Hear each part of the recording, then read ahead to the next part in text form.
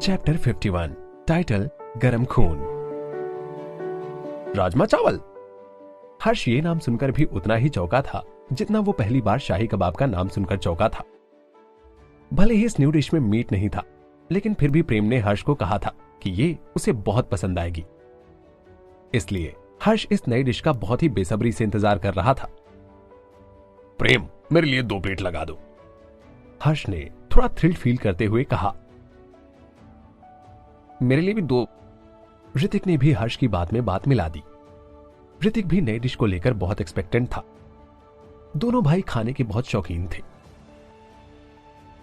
शाही कबाब भी बहुत अच्छे थे, लेकिन उसमें बहुत कम मसाले इस्तेमाल किए गए थे और उन दोनों को काफी मसालेदार खाना पसंद था। दोनों भाई जिस ट्राइब से बिलोंग करते हैं, उस हिसाब से देखें तो उनके क्विजीन में बहुत सारे मसालों का होना जरूरी है। हालांकि प्रेम के शाही कबाब कम मसाले होने के बावजूद भी उनकी सारी डिशेस के कंपैरिजन में बेहतर थे। ठीक है, आप लोग थोड़ा वेट कीजिए, मैं अभी आपका ऑर्डर रेडी करके लाता हूं। मैं बस यूं गया और यूं आया, प्रेम ने जवाब दिया और तुरंत किचन की तरफ चला गया। प्रेम को इस बार कोई मिशन नहीं मिला था। सिस्टम ने उसे फ्री हैंड छोड़ा था। अभी उसके पास कोई टारगेट नहीं था, तो प्रेम को किसी भी टाइप की कोई टेंशन नहीं थी। जब तक सिस्टम नया मिशन नहीं देता, तब तक प्रेम अपनी मर्जी से पैसे कमा सकता है। और अभी तो उसे उसके वैल्यूएबल कस्टमर्स ऋतिक, हर्ष, विक्रम और वरुण से उधार लिए पैसे भी चुकाने थे। इसलिए वो बाकी कस्टमर्स के आने का इंतजार कर रहा था। वरुण, तुम हमेशा पहले से आ जाते हो। तुम्हारा अपने घर में मन नहीं लगता है क्या आजकल? तुम यही सोने लगे हो क्या, या फिर इसी दरवाजे के बाहर पहरा देते हो? हर्ष ने वरुण के सामने बैठते हुए मजाकिया लहजे में कहा। वरुण ने ना में सिर हिलाया। नहीं, मैं यहां तो नहीं सोता तो मैं अपने घर में हूं, लेकिन प्रेम के शाही कबाब का प्यार मुझे रोज सुबह जल्दी उठा देता है। आज मैं सबसे पहले नहीं आ पाया था, मुझसे पहले एक लड़की आई थी। गुड मॉर्निंग प्यारी बेटी, ऋतिक ने रिया की तरफ स्माइल करते हुए कहा। मॉर्निंग बड़े दानव। फिर उसने ऋतिक के बड़े बड़े बाहर निकले दांतों की तरफ देखा और क्यूरियस होकर पूछा, आपको खाते टाइम इन बड़े बड़े दांतों से कोई प्रॉब्लम नहीं होती? ये बार बार बीच में तो नहीं आते ना? ऋतिक ने स्माइल करते हुए जवाब दिया। मुझे अब इन सब की आदत हो गई है। मेरे काफी टाइम से ये दांत निकले हुए हैं, तो अब ऐसी कोई प्रॉब्लम नहीं आती। रिया ने अपने छोटे छोटे दांतों को दिखाते हुए ऋतिक से कहा। ये देखो, मेरे पूरे दांत एक जैसे, मेरा एक भी दांत बाहर नहीं निकला है, इसलिए मुझे कभी कोई प्रॉब्लम नहीं हुई। ऋतिक ने धीरे से स्माइल किया और हर्ष के साइड में बैठकर अपने फूड के आने का वेट करने लगा। थोड़ी ही देर बाद प्रेम 3 प्लेट राजमा चावल लेकर वापस आया और उसने अपने तीनों कस्टमर्स के सामने एक एक प्लेट राजमा चावल रख दिए। इसकी स्मेल कितनी अच्छी है। क्या यही राजमा चावल है जिनके बारे में तुम बात कर रहे थे? इसमें कितने सारे मसाले यूज हुए हैं। मसालों की खुशबू जैसे ही हर्ष की नाक में गई, उसके मुंह में पानी आ गया। उसने अपने हाथ में राजमा चावल की प्लेट उठा ली और उसके इंग्रेडिएंट्स को देखने लगा। शाही कबाब के कंपैरिजन में राजमा चावल में काफी अच्छे मसाले डाले गए थे। ये तो वाकई में शाही कबाब से बहुत अलग है। मैंने इतनी अच्छी मसालों की खुशबू इससे पहले कभी एक्सपीरियंस नहीं की है। इससे तो मेरी भूख और भी बढ़ गई है। कितनी कमाल की खुशबू है ये। वरुण ने प्रेम को राजमा चावल के लिए कॉम्प्लीमेंट देते हुए कहा। इस टाइम वो अपने शाही कबाब की आखिरी बाइट खा रहा था। अब उसके सामने उसकी दूसरी डिश आ चुकी थी। उसे दूसरी डिश के लिए बिल्कुल भी वेट नहीं करना पड़ा। वरुण को प्रेम की सर्विस बहुत पसंद आती थी। वो अपने किसी भी कस्टमर को ज्यादा देर तक वेट नहीं कराता था और उसका हाथ अपनी डिशेस पर इतना जम चुका था कि वो सबको सेम टेस्ट का फूड ही सर्व करता था। प्रेम के हाथों का टेस्ट ऐसा लगता था जैसे उसने इस डिश को बनाने में सालों की प्रैक्टिस की हो। मैं ये अभी खाकर देखता हूं। इसकी स्मेल इतनी अच्छी है कि मैं इसके ठंडे होने तक वेट नहीं कर सकता। राजमा चावल, वाह वाह वाह, क्या डिश लग रही है। हर्ष ने पूरी चम्मच भरकर राजमा चावल खा लिए। राजमा के साथ सारी ग्रेवी में भी अच्छे से मसाले मिले थे और चावल में राजमा मिलने से दोनों का एक अच्छा कॉम्बिनेशन बन रहा था। जैसे ही हर्ष ने राजमा चावल की पहली बाइट ली, सारे मसाले ग्रेवी के साथ उसके मुंह में घुलने लगे। ये इतना डिलीशियस था कि उसके सारे टेस्ट बर्ड्स, जिन्हें अच्छे मसालों की क्रेविंग हो रही थी, सबके सब डांस करने लगे। जैसे ही हर्ष ने राजमा चावल खाए, वो सरप्राइज्ड हो गया। राजमा चावल गले से नीचे एक फायर बॉल के जैसे उतर रहे थे। उसे ऐसा फील हो रहा था जैसे उसने अभी अभी कोई बहुत गर्म ड्रिंक पी हो। अब उसका खून इतना गर्म हो चुका था जैसे उसके अंदर कोई चीज जाग गई हो। उसे कुछ सेकंड को तो ऐसा लगा जैसे उसकी बॉडी में लावा फूटने लगे हो। उसकी बॉडी गर्म हो रही थी और चेहरा लाल हो गया था। हर्ष खुद पर कंट्रोल नहीं कर पाया और अपना सर पीछे करके जोर जोर से दहाड़ने लगा। हर्ष की आवाज बहुत तेज थी, जबकि रिया ने उसे तेज आवाज में बोलने से मना किया था, लेकिन अभी तो उसकी आवाज बोलने से भी बहुत ज्यादा तेज थी। शायद वो अब किसी बड़ी प्रॉब्लम में आने वाला था, क्योंकि रिया को उसका यूं दहाड़ना बिल्कुल भी पसंद नहीं आया। क्या इतनी तेज आवाज? आपने फिर से रेस्टोरेंट के रूल्स तोड़ दिए। रिया ने अपनी आईब्रोज ऊपर की। उसे अब थोड़ी सी इरिटेशन होने लगी थी। उसने अपने हाथ ऊपर कर लिए। अब वो किसी भी मोमेंट फायर बॉल निकाल सकती थी। उसे हर्ष का इतनी तेज आवाज निकालना बिल्कुल भी पसंद नहीं आया। उसने हर्ष को पहले भी वार्न किया था कि वो रिया के रेस्टोरेंट में तेज आवाज में बात ना करे, लेकिन तभी प्रेम ने फायरबॉल निकलने से पहले ही रिया के हाथ नीचे कर दिए। उसने स्माइल करते हुए रिया के बालों में हाथ फेरा और इशारा करके बताया, नहीं नहीं रिया, फायरबॉल नहीं निकालनी है।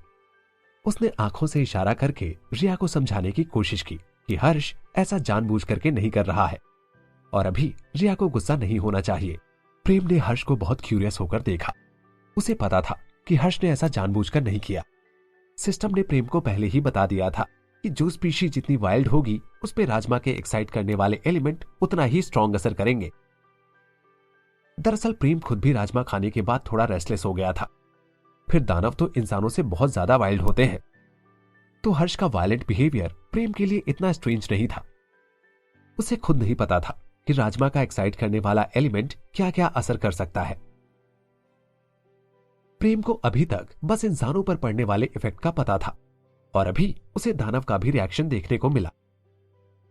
हर्ष की दहाड़ ने ऋतिक और वरुण को थोड़ा चौंका दिया, लेकिन उन दोनों ने प्रेम के बनाए शाही कबाब ट्राई किए थे और उन्हें पता था कि उस डिश ने उनकी थकान दूर की थी। इसलिए उन दोनों को इस बात की चिंता नहीं थी कि ये राजमा चावल कैसे होंगे। उन दोनों को प्रेम पर भरोसा था कि प्रेम उन्हें अच्छी डिश ही सर्व करेगा, जिसका कोई भी नेगेटिव असर बॉडी पर नहीं होगा। वो दोनों हर्ष को बहुत ही सरप्राइज के साथ देख रहे थे और सोच रहे थे कि राजमा चावल के अंदर कौन सा स्पेशल इफेक्ट होगा। दहाड़ने के बाद गर्म खून वाले हर्ष ने सबसे पहले रिया की तरफ देखा। उसके हाथ में फायरबॉल ना देखकर उसे थोड़ा रिलीफ मिला। इसके लिए मुझे माफ करना, मैंने ये जानबूझकर नहीं किया था। हर्ष ने माफी मांगते हुए रिया से कहा, प्रेम ये राजमा चावल वाकई बहुत अच्छे हैं, लेकिन इससे मुझे ऐसा लगा जैसे मेरा ब्लड उबलने लगा हो और मेरी स्ट्रेंथ बहुत ज्यादा बढ़ गई हो। प्रेम ने स्माइल करते हुए हर्ष को एक्नॉलेज किया। ऋतिक और वरुण ने भी ये बात सुन ली। अब उनकी आंखें चमक उठी थी। उन्होंने तुरंत अपने राजमा चावल की पहली बाइट ली। दोनों ही राजमा चावल के टेस्ट में खो गए थे।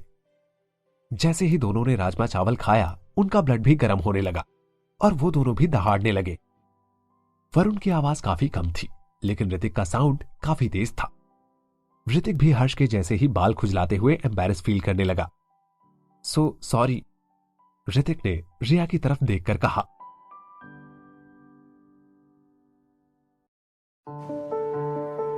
चैप्टर 52, टाइटल बिन मां की बेटी।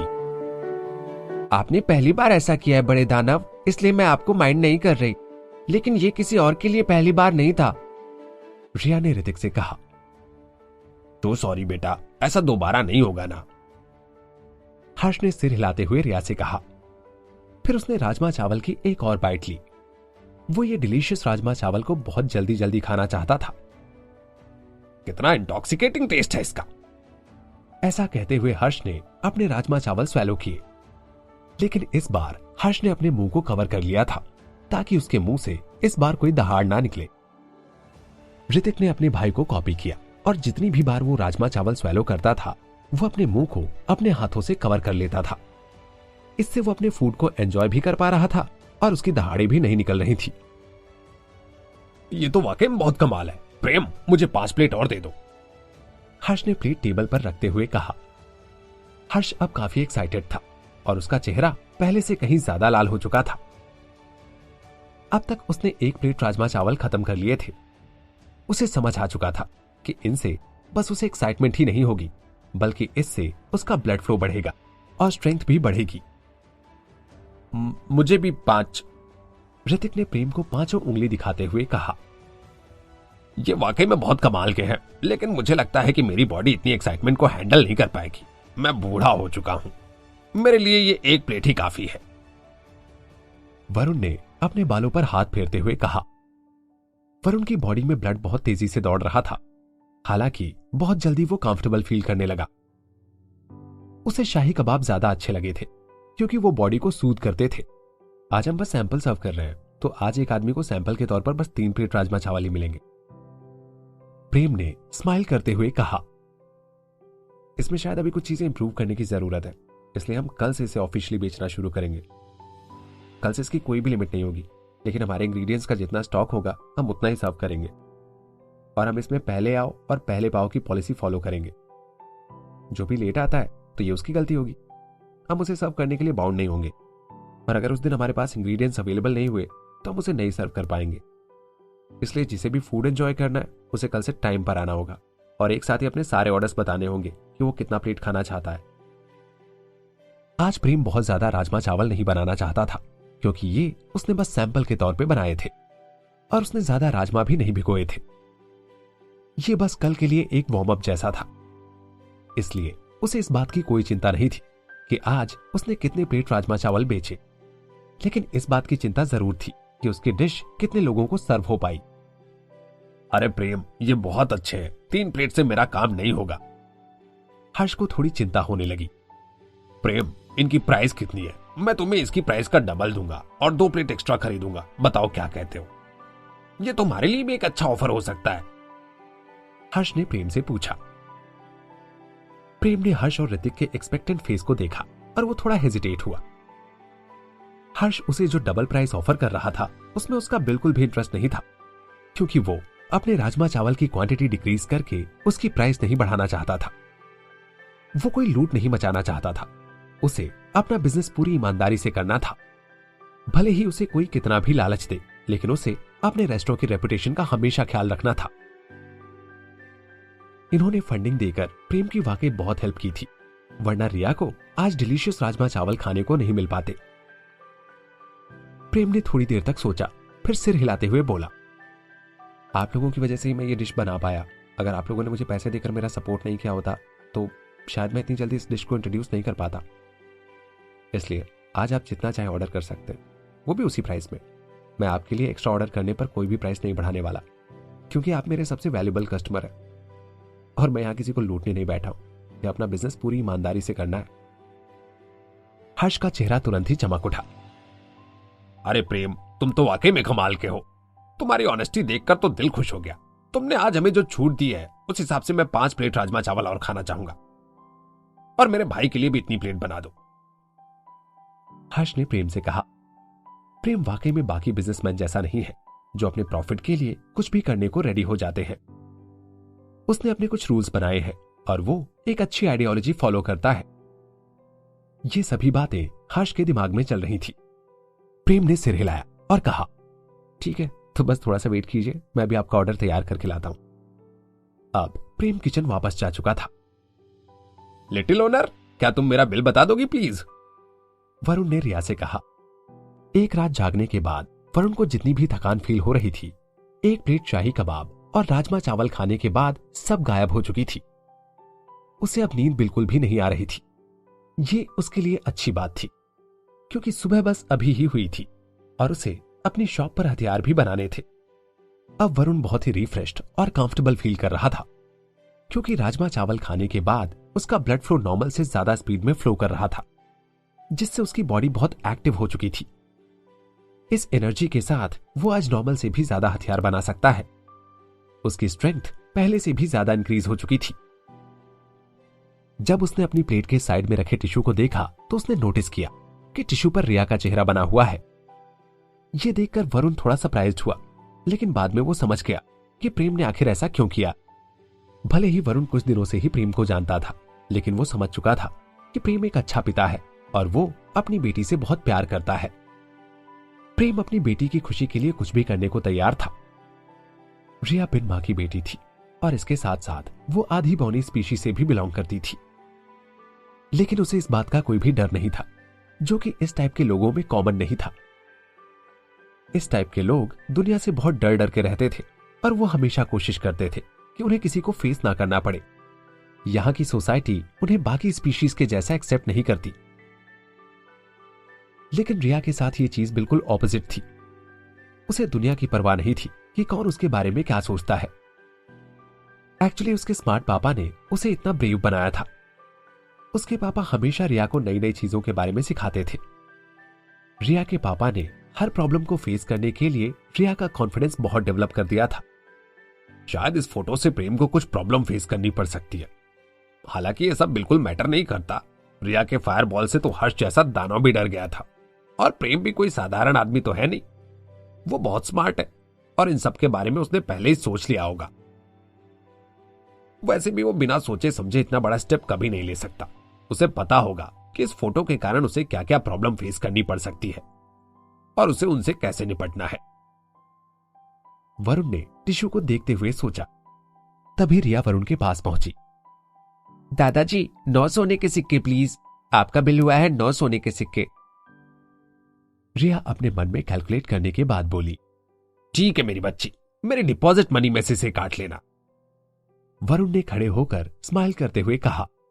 रिया ने हां में सिर हिलाया। फिर वो किचन के दरवाजे तक गई और प्रेम को राजमा चावल बनाते हुए देखकर बोली, पापा, बूढ़े वरुण दादाजी चाहते हैं कि उन्होंने आपको जो पैसे दिए थे वो उसमें से ही पे कर दे। क्या ये ठीक है? हाँ बिल्कुल ठीक है, हमने यही एग्रीमेंट किया था। रिया को जवाब देने के बाद प्रेम 2-2 प्लेट राजमा चावल लेकर बाहर आया। उसने हर्ष और ऋतिक के लिए 2-2 प्लेट राजमा चावल बना लिए थे और उन्हें एक साथ ही लेकर बाहर आया, क्योंकि दोनों भाई राजमा चावल के लिए बहुत एक्साइटेड थे। वो जल्दी जल्दी राजमा चावल खा रहे थे। उन्हें अगली प्लेट के लिए ज्यादा वेट नहीं करवाना चाहता था। प्रेम ने हर्ष और ऋतिक की प्लेट के साथ टिश्यू नहीं लगाए थे। इन दोनों को टिश्यू की आदत नहीं थी, इसलिए इन पर प्रेम अपने टिश्यू वेस्ट नहीं करना चाहता था और इससे वो अपने रिसोर्सेज भी बचा सकता था। मैं चलता हूं प्रेम। वरुण ने स्माइल की और रेस्टोरेंट से बाहर चला गया।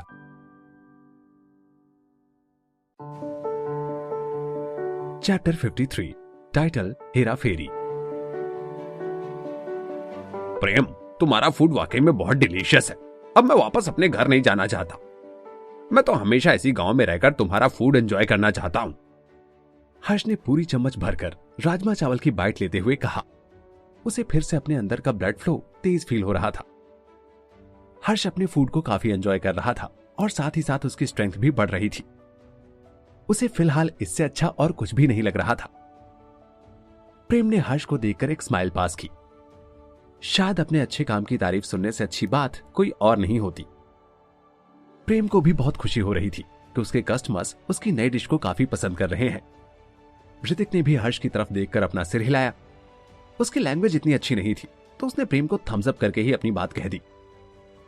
थोड़ी ही देर बाद जानवर के पैरों की आवाज सुनाई दी। विक्रम अपने गधे पर बैठकर आ चुका था। ऐसा लगता है जैसे आज मैं नई डिश खा पाऊंगा। प्रेम, मुझे भी एक प्लेट दे दो, विक्रम ने प्रेम से कहा। इसके बाद वो दोनों दानव भाइयों को देखने लगा, जो अपने फूड में एकदम खो चुके थे और उनका ध्यान किसी और चीज पर था ही नहीं। राजमा के मसालों की खुशबू पूरे रेस्टोरेंट में फैली हुई थी और रेस्टोरेंट का माहौल एकदम मसालेदार हो चुका था। प्रेम ने स्माइल करते हुए सिर हिलाया। हाँ क्यों नहीं, तुम थोड़ी देर वेट करो, मैं अभी तुम्हारा ऑर्डर रेडी करके लाता हूं। फिर प्रेम वापस किचन में चला गया। विक्रम हमेशा की तरह अपने चेहरे पर स्माइल बनाए रखता था। उसे फर्क नहीं पड़ता था कि वो किससे बात कर रहा है। उसे बस अपने चेहरे की मुस्कान से मतलब था। Good morning little owner, Vikram ने हर बार की तरह अपनी यूजुअल सीट पर बैठते हुए रिया से कहा। गुड मॉर्निंग स्माइल करने वाले वॉरियर। विक्रम कुछ ऐसे स्माइल करता था जैसे उसने स्माइलिंग मास्क पहन रखी हो।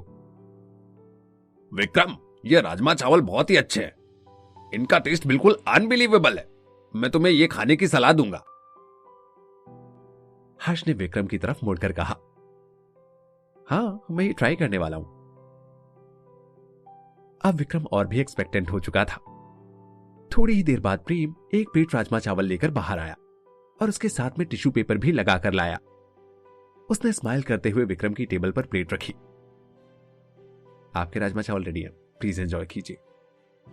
विक्रम ने टिश्यू पर बनी फोटो को ध्यान से देखा और वो समझ गया कि ये रिया की फोटो है। उसने प्रेम से पूछा, अरे ये तो हमारी लिटिल ओनर है ना? रिया अभी काउंटर के पास झुकी हुई थी। वो अब थोड़ा बोर फील कर रही थी, लेकिन तभी उसने विक्रम की बात सुनी और उसका चेहरा चमक उठा। क्या सच में? फिर वो चेयर से उतरकर विक्रम के टेबल के पास आई और अपने टोज के टिप्स पर खड़े होकर टिश्यू पर बनी हुई फोटो को देखने लगी। पापा, क्या ये मेरी फोटो है? क्या आपने इसे ड्रॉ किया? रिया ने सरप्राइज होकर प्रेम से पूछा। प्रेम ने स्माइल करते हुए सिर हिलाया। हाँ बेटी, ये तुम ही हो, और हमारे रेस्टोरेंट को तुमसे अच्छा कौन रिप्रेजेंट कर सकता था, इसलिए मैंने हमारे रेस्टोरेंट के ट्रेडमार्क के लिए तुम्हारी फोटो यूज की। प्रेम ने रिया के बालों में हाथ फेरते हुए कहा। पापा, आप वाकई में बहुत अमेजिंग हो। ये टिश्यूज कितने अच्छे हैं। रिया ने बहुत खुश होकर कहा। बाकी लोगों ने भी अपने पास रखे टिश्यूज को ध्यान से देखा और देखकर स्माइल करने लगे। रिया की फोटो ट्रेडमार्क के तौर पर यूज करने से यह रेस्टोरेंट जल्दी ही इस गांव में फेमस हो जाएगा। विक्रम ने अपने राजमा चावल को ध्यान से देखा। राजमा और चावल एक साथ मिलकर एक बहुत अच्छा कॉम्बिनेशन बना रहे थे। राजमा से मसालों की बहुत अच्छी खुशबू आ रही थी। उसने अभी तक ऐसी कोई भी डिश नहीं देखी थी। यह बिल्कुल यूनिक थी। उसने अपना मुंह खोला और पहली बाइट ली। सॉफ्ट राजमा और सॉफ्ट चावल ग्रेवी के साथ मिलकर एकदम परफेक्ट क्विजीन बन चुके थे। राजमा के मसाले भी एकदम शानदार थे। अब विक्रम के मुंह में बहुत ही शानदार टेस्ट घुलने लगा। उसे ऐसा फील हो रहा था जैसे उसकी बॉडी किसी दूसरे ही लेवल पर पहुंच गई हो। अपनी फर्स्ट बाइट स्वैलो करने के बाद विक्रम ने एक गहरी सांस ली और तभी उसे रियलाइज हुआ कि उसे हो क्या रहा है। उसने थोड़ा एम्बैरेस फील करते हुए बाकी लोगों को देखकर स्माइल किया। उसे सबसे ज्यादा सरप्राइज तब हुआ जब उसका ब्लड फ्लो एकदम से वाइल्ड हो गया। जब उसने सुबह तलवार चलाने के लिए 1 घंटे प्रैक्टिस की थी, तब भी उसका ब्लड फ्लो इतना तेज नहीं था, और अभी उसकी बॉडी में ब्लड एकदम बुलेट ट्रेन जैसा दौड़ रहा था।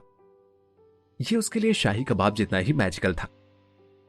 प्रेम, मैं 2 प्लेट और लेना चाहता हूं, विक्रम ने प्रेम की तरफ देखकर कहा।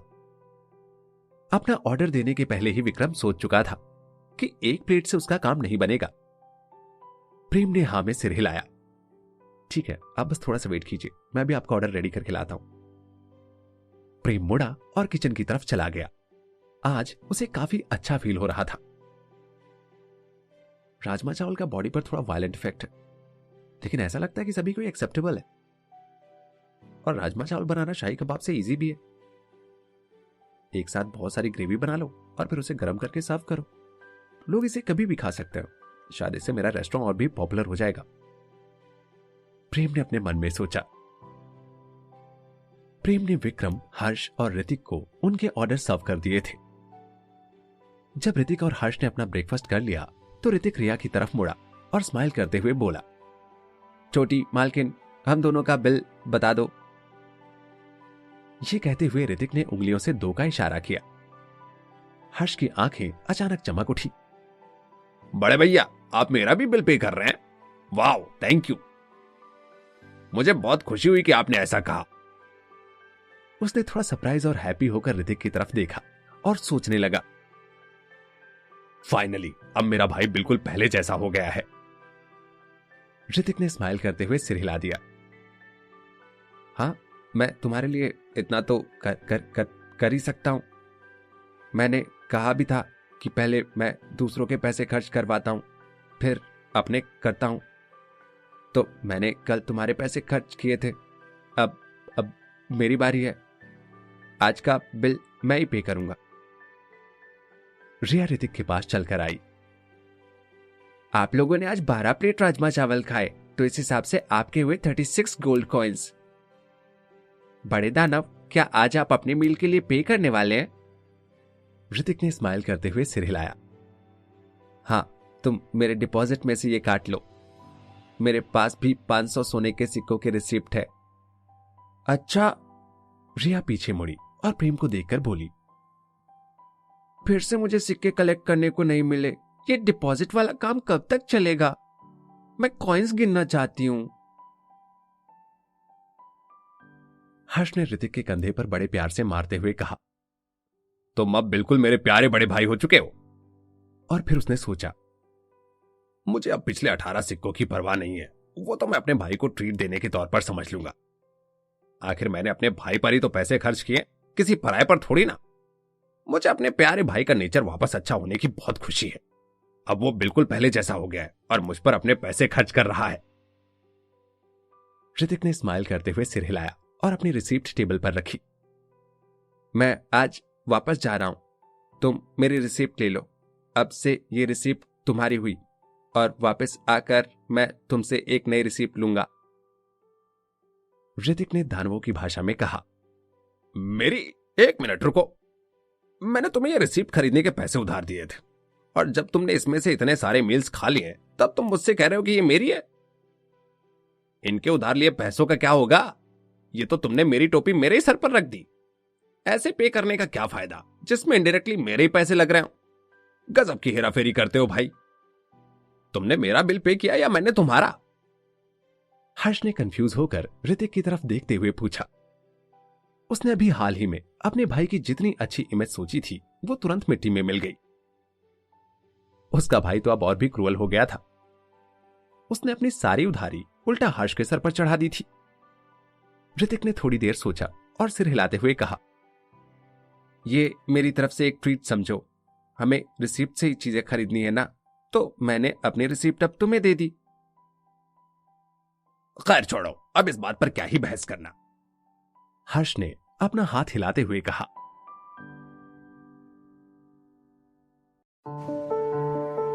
चैप्टर 54, टाइटल मंगेतर की मौत। लेकिन आज तुम वापस क्यों जाना चाहते हो? हमने तो यहाँ 1 महीने रुकने का प्लान किया था और अभी तो हमें और भी बहुत सारी चीजें खरीदनी है। अभी तो हमारे हथियार भी तैयार नहीं हुए।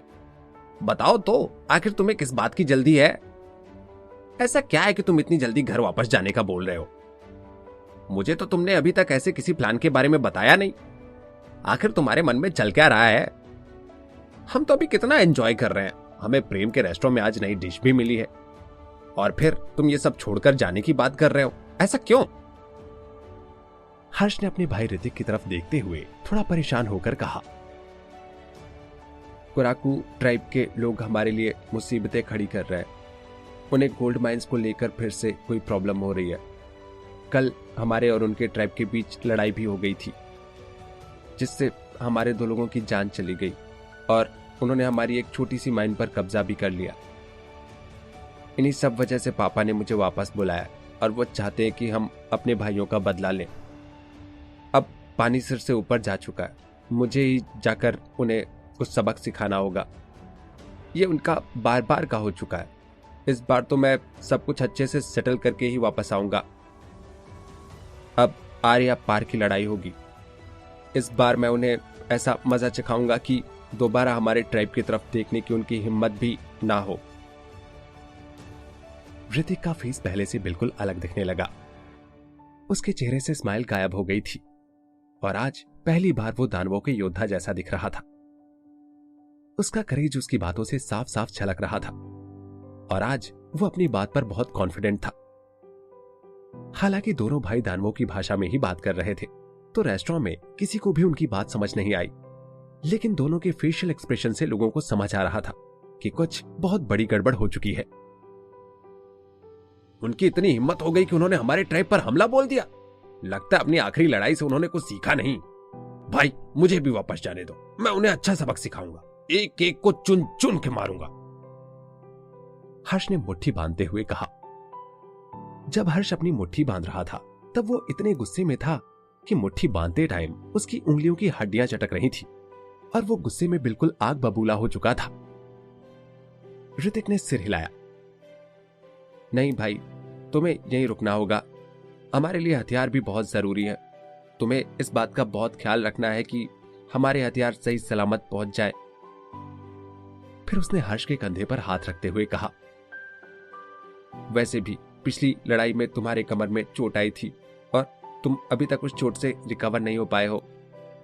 अभी तुम लड़ाई की चिंता बिल्कुल मत करो, तुम्हारा बड़ा भाई सब संभाल लेगा। मैं उन धोखेबाजों को उनकी नानी याद दिला दूंगा। मैं पूरी तरह से रिकवर हो चुका हूं ऋतिक भैया, मैं अपने डंडे से उनका सर फोड़ दूंगा। तुम खुद ही देख लो, मैं पूरी तरह से रेडी हूं। ऐसा कहते हुए हर्ष अपनी टेबल से उठा और ऋतिक को अपना पॉइंट प्रूव करने लगा। पापा ने कहा था कि इस बार रुद्र ही इस हमले को लीड कर रहा है। तुम उसे नहीं हरा सकते, इसके लिए मुझे ही आगे आना होगा। मैं उसे अपने हाथों से मौत के घाट उतारूंगा। ऋतिक का फेस अब और भी सीरियस हो चुका था। ऋतिक ने अब गुस्से में अपनी मुट्ठी बांधी और फिर जब उसे ऐसा करना ठीक नहीं लगा तो उसने अपनी मुट्ठी वापस खोल दी। उसने हर्ष के कंधे पर अपना हाथ पटका, अपना डंडा उठाया और दरवाजे से बाहर निकल गया। हर्ष ने जैसे ही रुद्र का नाम सुना, उसके एक्सप्रेशन थोड़े स्ट्रेंज हो गए।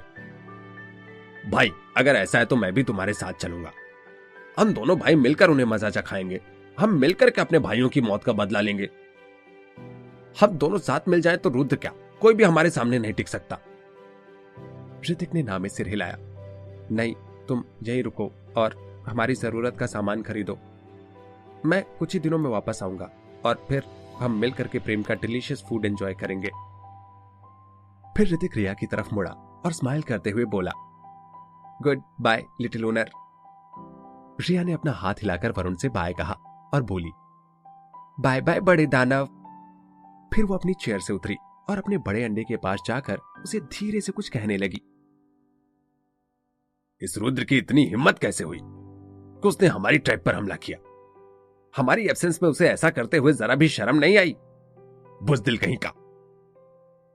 हर्ष ने गुस्से से अपने दांत पीसते हुए कहा। वो अब ऋतिक को रेस्टोरेंट से बाहर जाते हुए देख रहा था। वो अपनी जगह पर वापस बैठ जाने के अलावा और कुछ भी नहीं कर सकता था। दो ट्राइब्स के बीच में झगड़ा। प्रेम ने हर्ष की तरफ देखकर सोचा। दानवों के राज्य काफी पास थे और इस कारण महेंद्र प्रताप दानवों की भाषा भी समझ सकता था। वो कुछ कुछ दानवों की भाषा बोल भी लेता था, इसलिए प्रेम को दोनों भाइयों की सारी बातें समझ आ रही थी। बौनों की सीक्रेट लैंग्वेज को भी महेंद्र समझता था, क्योंकि अगर ऐसा नहीं होता तो महेंद्र प्रताप कभी भी बौनों की प्रिंसेस से शादी नहीं करता। प्रेम अब थोड़ा क्यूरियस हो गया था, लेकिन उसे कुछ पूछने की हिम्मत नहीं हो रही थी। प्रेम उस टाइप के लोगों में से नहीं था जो लोगों से उनके पर्सनल क्वेश्चन पूछते हैं, लेकिन अगर प्रेम को कोई अपनी पर्सनल बातें शेयर करता था तो प्रेम उसे बहुत ध्यान से सुनता था।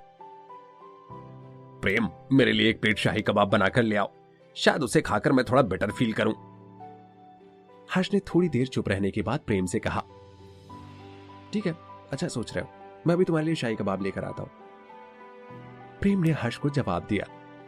उसने बहुत जल्दी शाही कबाब बना लिए और लाकर हर्ष के सामने रखे। हर्ष ने फोक उठाया और वापस रख दिया। प्रेम, एक बात बताओ, अगर तुम्हारा कोई दोस्त तुम्हारी पत्नी को गलती से मार दे तो क्या तुम उसे मार डालोगे? हर्ष ने प्रेम की तरफ देखते हुए कहा, हाँ, शायद मैं ऐसा ही करूंगा। प्रेम ने धीरे से सिर ऊपर करते हुए हर्ष को जवाब दिया। प्रेम को ऐसा लग रहा था जैसे हर्ष को इन सब प्रॉब्लम से निकलने का कोई भी तरीका नहीं पता था। वो तो ये भी नहीं जानता था कि ऐसे में उसे क्या करना चाहिए। वो बहुत बड़े डिलेमा में फंसा हुआ था। श्रद्धा मेरे भाई की मंगेतर थी, वो दोनों एक साथ बड़े हुए थे। रुद्र कुराकू ट्राइब में रहता था, जो हमारे एरिया के बिल्कुल पास में है, और वो मेरे भाई की एज का ही था। तब तक हमारे पास भी गोल्ड माइन नहीं थी और हमारे कोराकू ट्राइब से बहुत अच्छे रिलेशंस थे। मेरा भाई हमेशा से ट्राइब के बच्चों का चीफ था और रुद्र उनके ट्राइब के बच्चों का चीफ था। उन दोनों की हमेशा बच्चों वाली लड़ाई होती रहती थी। जब दोनों को लगा कि उनकी स्ट्रेंथ बिल्कुल बराबर है तो कुछ लड़ाइयों के बाद उनकी दोस्ती गहरी भी हो गई थी। फिर हमें गोल्ड माइंस मिल गई और हम बहुत जल्दी अमीर हो गए, और उसके बाद सब कुछ बदल गया। कोराकू ट्राइब वाले हमारे पास मदद मांगने आए और मेरे पापा ने उन्हें एक दो छोटी छोटी जो गोल्ड माइंस हैं वो दे दी ताकि वो भी गरीबी से बाहर आ सके। लेकिन उन्हें तो आधी गोल्ड माइंस चाहिए थी। जिनमें सबसे बड़ी गोल्ड माइन भी शामिल थी। हमने उनकी बात नहीं मानी और फिर पापा ने गुस्से में आकर उन्हें छोटी गोल्ड माइंस भी नहीं दी और इसी कारण हम लोगों का झगड़ा शुरू हो गया। ये कई डिकेड से चल रहा है और इस लड़ाई में दोनों साइड के बहुत से लोगों की मौत भी हो गई है। उसी लड़ाई के दौरान मेरा भाई और रुद्र ये दोनों आपस में टकराए। वे दोनों अपनी ट्राइब में नौजवानों के सबसे धुरंधर लड़ाकू थे। उनमें से कोई भी कभी एक दूसरे से आगे नहीं निकल पाया। दोनों की स्ट्रेंथ बिल्कुल बराबर जो थी, लेकिन उस दिन कोराकू ट्राइब वालों ने धोखे से लड़ाई जीतने की कोशिश की। उन्होंने एक चाकू चुपके से रुद्र की तरफ उछाला, लेकिन श्रद्धा ने यह देख लिया और घबराकर मेरे भाई को बचाने दौड़ पड़ी और उस चाकू से श्रद्धा की मौत हो गई। हर्ष कहानी सुनाते सुनाते सांस लेने के लिए थोड़ा रुका। ये सब मैंने खुद अपनी आंखों से देखा। हालांकि रुद्र ऐसा कुछ भी नहीं करना चाहता था। वो बस अपना चाकू पकड़कर उसे साइड में फेंकने वाला था, लेकिन उड़ते हुए चाकू ने कोई और ही रास्ता इख्तियार कर लिया और वो सीधे जाकर श्रद्धा को लग गया और वहीं उसकी मौत हो गई। हर्ष की स्टोरी शॉर्ट और प्लेन थी, लेकिन उसकी स्टोरी ने सभी सुनने वालों के दिलों में जगह कर ली थी। सभी के अंदर हर्ष और ऋतिक के लिए सिंपैथी आ चुकी थी और सभी बहुत इमोशनल हो चुके थे।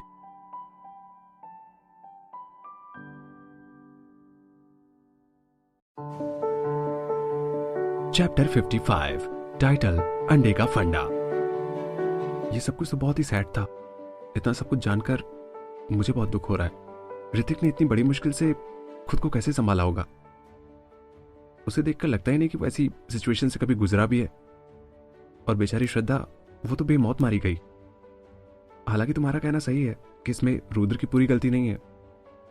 एक्चुअली में ये एक एक्सीडेंट ही था, क्योंकि कोई भी ट्रू वॉरियर किसी औरत को ढाल नहीं बना सकता और औरत को ढाल बनाना एक वॉरियर के लिए कलंक के समान है, प्रेम ने कहा।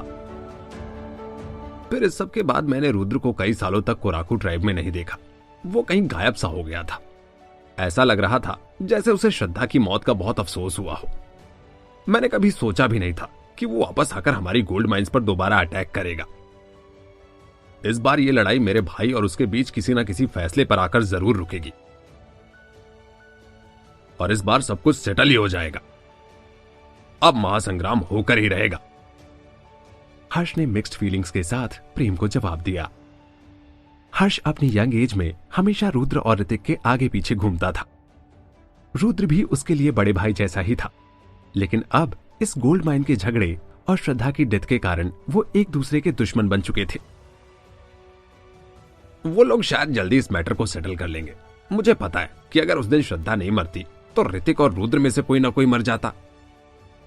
श्रद्धा की मौत के कारण ही वो दोनों अभी तक जिंदा है, वरना इस लड़ाई का रिजल्ट तो उसी दिन आ चुका होता। हर्ष ने वापस अपना फोक उठाया और एक शाही कबाब खा लिया। उसके बाद हर्ष ने एक भी शब्द नहीं कहा। ऐसा लग रहा था जैसे वो पुरानी यादों में खो गया हो और दुख के कारण आगे कुछ भी नहीं बोलना चाहता हो। हर्ष पर अभी जो बीत रही थी वो बस खुद ही समझ सकता था। बेचारे ने इतना कुछ फेस किया था कि अब उसके दिमाग से वो चीजें निकल ही नहीं पा रही हैं। प्रेम, मेरा बिल बता देना कितना हुआ? विक्रम ने स्माइल करते हुए प्रेम से पूछा। हाँ बिल्कुल, तुमने 3 प्लेट राजमा चावल खाए तो इस हिसाब से तुम्हारा बिल हुआ 9 सोने के सिक्के।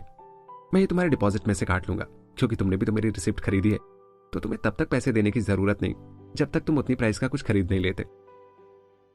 प्रेम ने भी स्माइल के साथ जवाब दिया। विक्रम अपनी टेबल से खड़ा हुआ और अपनी लंबी सी तलवार उठा ली। फिर उसने हर्ष के कंधों पर हाथ रखते हुए कहा, तुम चिंता मत करो, तुम्हारा भाई जीत के आएगा और मुझे उस पर पूरा भरोसा है। वो काफी स्ट्रांग है और उसमें हर लड़ाई से निपटने का साहस भी तो है। थैंक यू विक्रम, हर्ष ने रिप्लाई दिया और फिर वापस वो अपने शाही कबाब खाने लगा। हर्ष अभी किसी से भी ज्यादा बात नहीं करना चाहता था। उसे लोगों की सिंपैथी भी फील नहीं हो रही थी, क्योंकि उसका दर्द बस वही समझ सकता था। विक्रम ने काउंटर की तरफ देखा। उसे समझ आ गया था कि रिया का आज गुड बाय कहने का कोई इंटेंशन नहीं है। वो तो अपनी ही दुनिया में कहीं खोई हुई है। विक्रम थोड़ी सी डिसअपॉइंटमेंट के साथ बाहर चला गया। हर्ष ने अपने शाही कबाब खा लिए और अपना डंडा उठाकर वो भी चला गया। प्रेम हर्ष का डिप्रेशन फील कर सकता था। हर्ष वाकई में अभी बहुत प्रॉब्लम से गुजर रहा था। थोड़ी देर बाद कुछ और कस्टमर्स आए। उनमें से कुछ को नई डिश के बारे में पता चल चुका था, तो वो नई डिश ही ट्राई करना चाहते थे। नई डिश के प्राइस शाही कबाब से काफी कम थे, लेकिन फिर भी वो उनकी नजरों में काफी एक्सपेंसिव थी। प्रेम को अब इन सब की आदत पड़ चुकी थी। उसे अब कस्टमर्स के फर्स्ट बाइट लेने के बाद वियर्ड साउंड और एम्बैरेसिंग लुक, इनसे कोई फर्क नहीं पड़ता था। वो खुद को खाने से रोक नहीं सकते थे और ना ही ऐसे रिएक्शन देने से। प्रेम को अपने फूड की क्वालिटी और उसके असर के बारे में धीरे धीरे समझ आ गया था, इसलिए अब लोगों के अजीब रिएक्शन को वो नजरअंदाज कर देता था। 1.5 घंटे का ब्रेकफास्ट टाइम बहुत जल्दी बीत गया। प्रेम को समझ ही नहीं आया कि उसके ओपनिंग आवर्स खत्म हो चुके थे। उसे लग रहा था जैसे उसने बिल्कुल अभी अभी अपना रेस्टोरेंट खोला है, लेकिन घड़ी में ऑलरेडी बहुत टाइम हो चुका था। प्रेम दरवाजे तक गया और ओपन साइन को पलट दिया। फिर उसने प्लेट्स को उठाकर डिश वॉशर में धोने के लिए डाल दिए और टेबल साफ की। पापा जल्दी यहाँ आओ, देखो क्या अगली डकलिंग हैच होने वाला है। अचानक से रिया की आवाज आई। वो बहुत एक्साइटेड थी। क्या सच में? प्रेम को भी थोड़ा शॉक लगा और वो तुरंत काउंटर के पास गया और जाकर रिया के बगल में बैठ गया। उसे भी ब्लैंकेट में लिपटे हुए अंडे के अंदर से आ रही आवाज इस बार सुनाई दे रही थी। अब यह आवाज बहुत क्लियर और तेज थी। अंडे को देखकर ऐसा लग रहा था जैसे उसके अंदर का क्रिएचर बहुत डरा हुआ हो और बाहर आने की कोशिश कर रहा हो। रिया, तुमने इससे कुछ कहा था क्या? प्रेम ने क्यूरियस होकर रिया से पूछा। रिया ने प्यार से हां में सिर हिलाया। हाँ, मैं तो इसे एनकरेज कर रही थी जिससे ये जल्दी हैच होकर के बाहर आ जाए। प्रेम के फेशियल एक्सप्रेशन अब थोड़े चेंज हो चुके थे। अच्छा तो ये बताओ, तुमने इसे कैसे एनकरेज किया? मैंने इसको बोला अच्छे बच्चे बनो और जल्दी से बाहर आ जाओ अगली डकलिंग, नहीं तो मैं तुम्हें आग लगा दूंगी। मैं बहुत सीरियस हूं। रिया ने अपनी मुट्ठी बांधकर बहुत सीरियस होते हुए कहा। प्रेम अब क्या कहे, उसे कुछ समझ नहीं आ रहा था। उसने बस अपना सिर खुजलाया और फिर सोचा, अगर ये किस टाइप का एनकरेजमेंट हुआ? ये तो बिल्कुल एक थ्रेट था।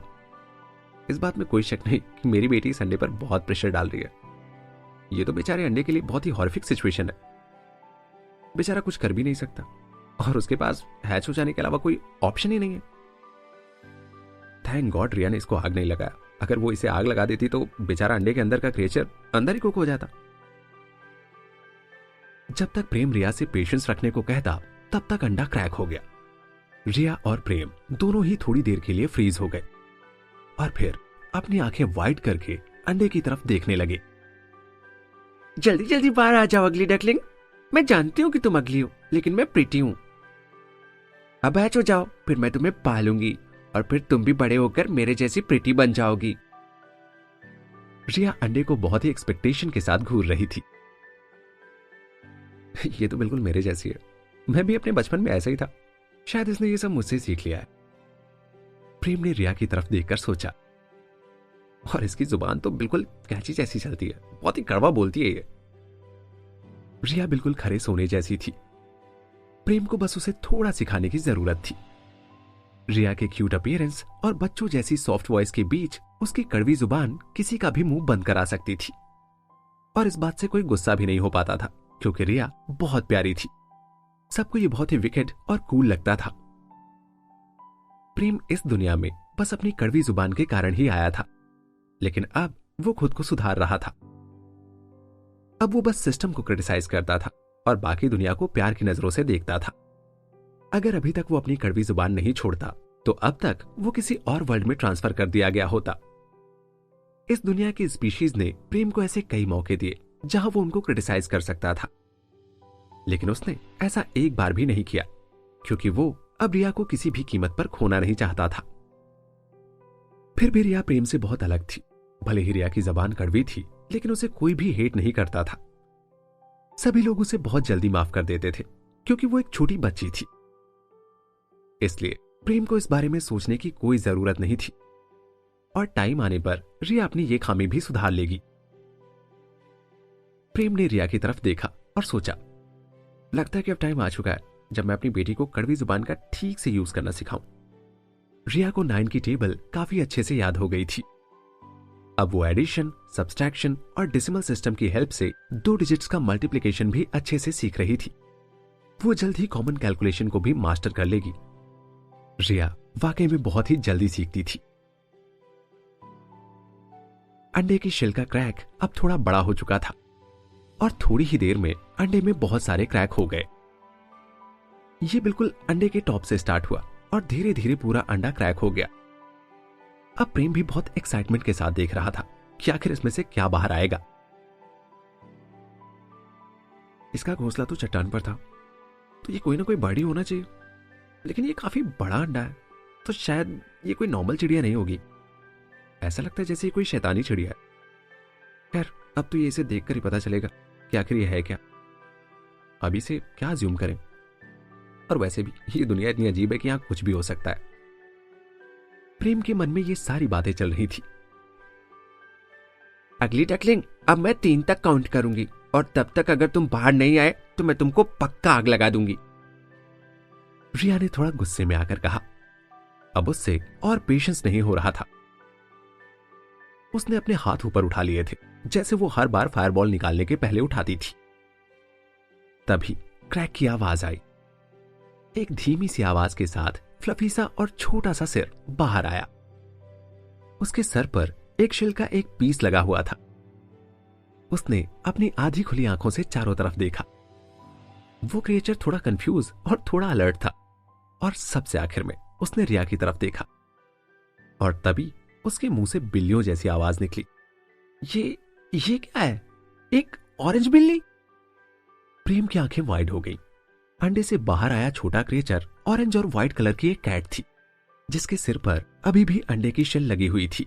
उसकी आंखें भी पूरी तरह से खुली नहीं थी और उसके फर में बहुत सारा लिक्विड लगा हुआ था। उसने अपनी आधी खुली आंखों से रिया को ध्यान से देखा, जैसे वो रिया को ठीक से पढ़ने की कोशिश कर रही हो। ये क्रिएचर वाकई में बहुत क्यूट थी, लेकिन प्रेम को अंडे के अंदर से बिल्ली निकलना बहुत सरप्राइजिंग लगा। ये वाकई में बस इसी दुनिया में पॉसिबल है। इतनी अजीब चीजें धरती पर तो कभी नहीं होती। वाह, ये तो बहुत एडोरेबल है। रिया ने सरप्राइज होकर अपनी आंखें ब्लिंक की। उसने अपने हाथों से इस क्रिएचर को छूने की कोशिश की, लेकिन आधे रास्ते में ही उसने अपना हाथ पीछे हटा लिया। पापा, आपने कहा था कि अगली डकलिंग बड़ा होकर स्वान बन जाती है, लेकिन ये तो...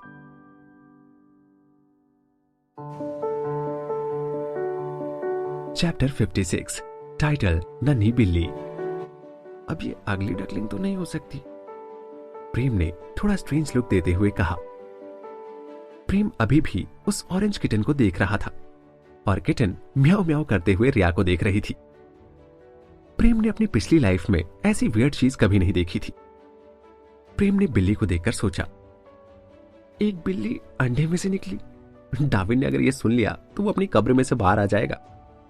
ये तो इवोल्यूशन की थ्योरी से बिल्कुल डिफरेंट है। यहां तो सब कुछ उल्टा पुल्टा हो रहा है भाई। शायद इस दुनिया में पेट से जन्म लेने वाली बिल्लियां सर्वाइव नहीं कर पाती, लेकिन शायद ये अंडे से जन्म लेने वाली बिल्लियां नेचुरल सिलेक्शन में सर्वाइव कर जाती होंगी, क्योंकि वैसे भी ये दुनिया पृथ्वी जैसी तो है नहीं और यहाँ ये सारी चीजें होना मेरे लिए कोई अजीब बात नहीं है। खैर, मुझे अभी इन अजीब चीजों की आदत वैसे भी डाल लेनी चाहिए। यहाँ मुझे अभी भी बहुत सारी अजीब अजीब चीजें देखने को मिलेंगी। प्रेम ने अपनी प्रीवियस लाइफ में एक डॉग और एक कैट को अपना पेट बनाया था, बट यहाँ ये कैट बहुत मोटी और ऑरेंज कलर की थी। बिल्ली की हाफ ओपन आइज और उसके क्यूट से फेस को देखकर प्रेम का मन भी अब उसे पालने को करने लगा। वो अब उसे बड़ा करने का सोचने लगा था। बिल्लियों को हग करना वाकई में बहुत प्लेजेंट होता है। उनका फर बहुत सॉफ्ट होता है और वो बहुत फ्लफी होती हैं, और बिल्लियों की आइज उन्हें सबसे ज्यादा क्यूट बनाती हैं। उनकी आंखें बहुत ही इनोसेंट होती हैं। रिया भी बिल्ली को देखकर शॉक में थी।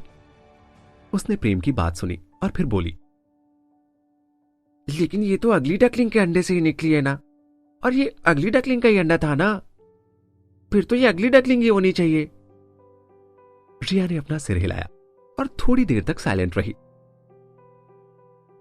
फिर उसने किटन की तरफ गुस्से से देखा।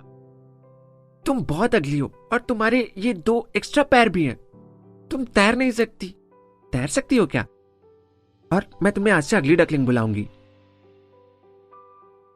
रिया, मैं क्या सोच रहा था, क्या हम इसे बिल्ली, छोटी बिल्ली या बड़ी बिल्ली, इससे मिलता जुलता कोई नाम नहीं दे सकते क्या? प्रेम बहुत कोशिश कर रहा था इस ऑरेंज कलर की बिल्ली को एक अच्छा सा नाम मिले। उसे इस छोटी सी बिल्ली पर बहुत तरस आ रहा था। एक तो बेचारी को फोर्सफुली अपने अंडे से हैच होना पड़ा और उसके बाद अब उसकी स्पीशी चेंज करके उसे अगली डकलिंग बनाया जा रहा है। लगता है इस कैट की लाइफ में बहुत सारे कॉम्प्रोमाइजेस लिखे हैं, प्रेम ने अपने मन में सोचा। नहीं पापा, ये अगली डकलिंग ही है। वैसे अपनी पसंद का कोई भी नाम इसे नहीं दे सकते। ये मेरा पेट है, इसलिए मैं ही इसका नाम रखूंगी। रिया ने अपना सर हिलाते हुए बहुत सीरियस होकर कहा। तभी उस छोटे किटन ने शिलमे से अपना सिर हिलाया। ऐसा लगा जैसे उसे रिया का अगली डकलिंग नाम बिल्कुल पसंद नहीं आया। रिया ने स्माइल करते हुए सिर हिलाया।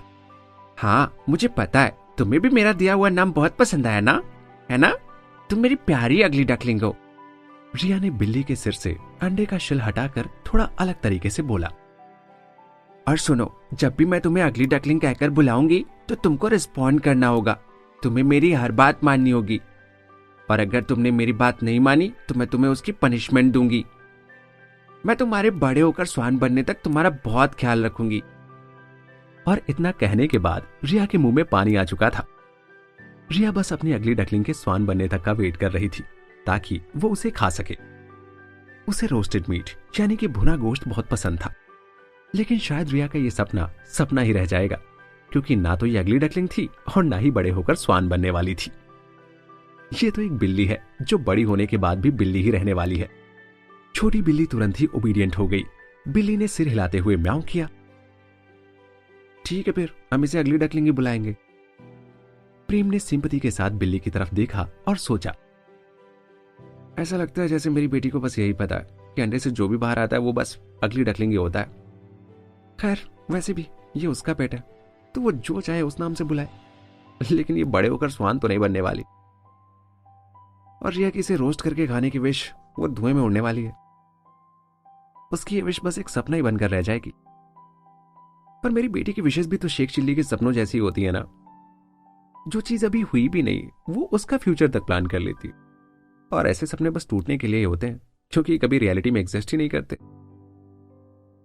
बस रिया का ये सपना टूटने पर वो डिसअपॉइंटेड ना हो। आई थिंक मुझे जल्दी से इस बारे में कुछ करना चाहिए। लेकिन प्रेम को अब भी इस बिल्ली पर डाउट हो रहा था। एक नॉर्मल कैट कैसे हो सकती है? अब कलेक्टर को रस्सी के सहारे उस चट्टान पर चढ़ना पड़ा था, और वो चट्टान तो इतनी हाइट पर था कि वहां कोई ना कोई बर्ड का ही नेस्ट होना चाहिए। बट ये बर्ड है नहीं, ये तो एक कैट है। प्रेम को थोड़ा भी अंदाजा नहीं था कि बिल्ली बड़े होकर क्या बनने वाली है। तभी उसके दिमाग में बहुत सारे एनिमल्स की इमेज आने लगी। उसने सोचा, अच्छा होगा अगर ये कुछ ऐसा ना बने। बिल्ली है तो कम से कम बिल्ली जैसी ही बड़ी हो।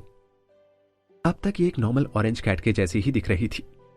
अंडे से निकलने के कारण ये 1 या 2 हफ्ते ऑलरेडी ग्रो कर चुकी थी। शायद इसने अपने पंजों से अंडे का शिल तोड़ा होगा, क्योंकि यह भी बहुत छोटी थी और इसके पास इतनी ताकत नहीं थी, इसलिए इसे बाहर आने में बहुत टाइम लगा। अब वो बिल्ली बहुत ही बुरे ढंग से रिया की तरफ देख रही थी और एक हेल्पलेस बच्चे के जैसे म्याऊं म्याऊं कर रही थी। उसकी आवाज सुनकर ऐसा लग रहा था जैसे ये अभी से रिया पर डिपेंडेंट है। ठीक है, मैं तुम्हारी हेल्प करती हूं, रिया ने थोड़ा इंपेशेंट होकर कहा। रिया अब बिल्ली की तरफ हाथ बढ़ाकर उसे अंडे की शेल से बाहर निकालने वाली थी। रिया, थोड़ा वेट करो, आई थिंक हमें इसे पहले क्लीन करना होगा। प्रेम ने जल्दबाजी में रिया को टोका। फिर प्रेम किचन की तरफ गया और एक साफ टॉल उठाकर बाहर आया। उसने टॉल लगाकर रिया की बिल्ली निकालने में हेल्प की। उन्होंने उसे अच्छे से पोंछा और फिर उसे उसी टॉल में रैप कर दिया। अब बस उसका छोटा सा सिर टॉल से बाहर था। उसने बहुत इनोसेंटली रिया और प्रेम की तरफ देखा। पापा, ये कितनी डिलीशियस दिख रही है ना। रिया छोटी बिल्ली को टॉल में लिपटा देखकर बहुत खुश हो रही थी। हाँ, ये बिल्ली बिल्कुल कैट रोल जैसी लग रही है। प्रेम भी मस्ती करने के मूड में था, क्योंकि उसके सामने अब दो दो क्यूट बेबीज थे। एक तो उसकी बेटी और दूसरी ये नन्ही बिल्ली। थोड़ी ही देर बाद बिल्ली को पकड़ना थोड़ा टफ हो चुका था। वो अपनी बॉडी को जोर जोर से शेक करके म्याऊ म्याऊ करने लगी और फिर टॉल से बाहर निकलने की कोशिश करने लगी। अगली डकलिंग, अच्छे बच्चों जैसे रहो, मैं तुम्हें अभी नहीं खाने वाली, डोंट वरी। हाँ, रिया ने एक स्माइल के साथ बिल्ली के सर पर हाथ फेरते हुए कहा। बिल्ली का बच्चा तुरंत नॉर्मल हो गया और उसने टॉल से निकलने की कोशिश बंद कर दी। थोड़ी ही देर में उसे नींद आ चुकी थी। रिया, अब इसे सोने देते हैं, हमें इसके लिए तब तक कुछ खाने को ले आना चाहिए। प्रेम ने स्माइल करते हुए रिया से कहा। बिल्ली के बच्चे ने अंडे से जल्दी बाहर निकलने में अपनी बहुत एनर्जी यूज की थी, इसलिए वो जैसे ही उठेगी उसे जोरों की भूख लगेगी। ये तो बहुत लेजी है, ये तो एक बार हाथ फेरने पर ही सो गई, जैसे बस ये मेरे हाथ फेरने का ही वेट कर रही हो। रिया ने बिल्ली को नीचे रखते हुए बड़े ही डिसअपॉइंटमेंट के साथ अपने हाथ उससे अलग किए। पापा, हम इसे क्या खिलाने वाले हैं? रेनबो शाही कबाब? रिया ने प्रेम की तरफ देखकर उससे पूछा। नहीं बेटा, ये तो न्यूबॉर्न कैट, मेरा मतलब अगली डकलिंग है ना, और अगली डकलिंग शाही कबाब नहीं खा सकते। सो आई थिंक इसे हमें भेड़ का या गाय का दूध पिलाना होगा। चलो बाहर चलते हैं, फिर थोड़ा सा मिल्क लेकर आते हैं इसके लिए। प्रेम ने अपनी पिछली लाइफ में एक बिल्ली के बच्चे को बड़ा किया था, तो उसे बिल्ली पालने का काफी एक्सपीरियंस था। सडनली प्रेम को कुछ याद आया और उसने अपने मन में सिस्टम से पूछा, सिस्टम, क्या तुम बच्चों के दूध की बॉटल्स बेचते हो? मैं बच्चों का कोई भी सामान सप्लाई नहीं करता हूं। सिस्टम ने सीरियस होकर रिप्लाई दिया। अरे लेकिन मैं तुम्हें इसके लिए भी पे करूंगा ना यार। प्रेम ने हर बार की तरह सिस्टम को पैसों की लालच दी। उसे पता था कि सिस्टम पैसों के सामने कुछ भी बेचने को तैयार हो जाता है। और सुनो, मेरे पास अभी इतना ज्यादा कैश नहीं है, तो तुम मुझे एक अच्छी प्राइस बताना, क्योंकि वैसे भी जब ये किटन बड़ी हो जाएगी तो प्लेट से चाट कर दूध पीने लगेगी। सो मुझे इसकी नीड बस थोड़े दिनों के लिए है, तो थोड़ा ढंग का रेट लगा लेना। वैसे मुझे इसे खरीदने की भी जरूरत नहीं है, लेकिन मैं कुछ दिनों के लिए इतने पैसे तो इन्वेस्ट कर ही सकता हूं ना। तभी तुरंत प्रेम के दिमाग में एक ऐड दिखा।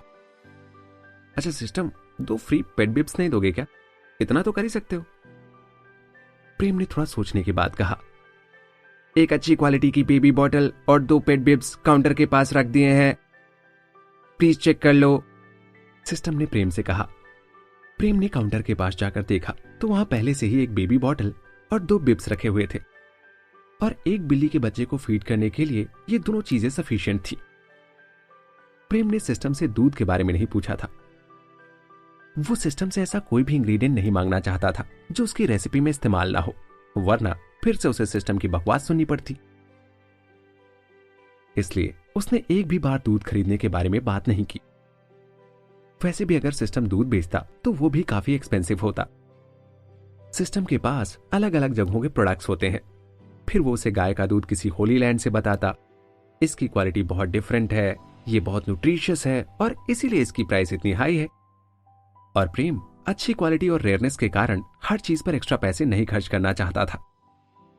प्रेम के पास अभी इतने पैसे भी नहीं थे। वो अपने पैसे स्ट्रेंथ खरीदने के लिए बचा रहा था, और इसीलिए वो हर चीज पर पैसे नहीं लगाता था। ठीक है पापा, हम बाहर चलकर इसके लिए कुछ ले आते हैं। रिया ने अगली डकलिंग को बास्केट में रखा और उसे ब्लैंकेट से कवर किया। फिर उसने खड़ी होकर प्रेम का हाथ पकड़ लिया। वो कुछ ही कदम आगे चली थी, फिर मुड़कर वो बास्केट की ओर देखने लगी। लेकिन पापा, अगर ये हमारे आने से पहले उठ गई और बाहर निकल गई तो क्या होगा? ऐसे में तो ये डर जाएगी ना। मुझे लगता है जैसे वो मुझे अपनी मम्मी मानती है। रिया को अपने नए पेट की बहुत चिंता हो रही थी। तभी प्रेम ने स्माइल करते हुए रिया को समझाया। मुझे नहीं लगता कि इतना जल्दी उठने वाली है, अभी अभी तो सोई है ये, और हमें कौन सा दूध लेने में ज्यादा टाइम लगेगा। रिया वाकई में बहुत स्मार्ट है। रिया जानती है कि उसे अपने पेट का ट्रस्ट पहली नजर में ही जीत लिया है। रिया पहली बार कोई पेट पाल रही है। भले उसने अपने पेट से कुछ उल्टी सीधी बातें कर दी हो, लेकिन मुझे पता है कि वो अपने पेट से बहुत प्यार करती है। प्रेम ने अपने मन में सोचा। तो पापा जल्दी जल्दी चलो, हमें लेट नहीं करना चाहिए, वरना अगली डकलिंग सोकर उठ जाएगी। रिया ने वापस प्रेम का हाथ पकड़ा और जल्दी जल्दी चलते हुए दरवाजे से बाहर चली गई।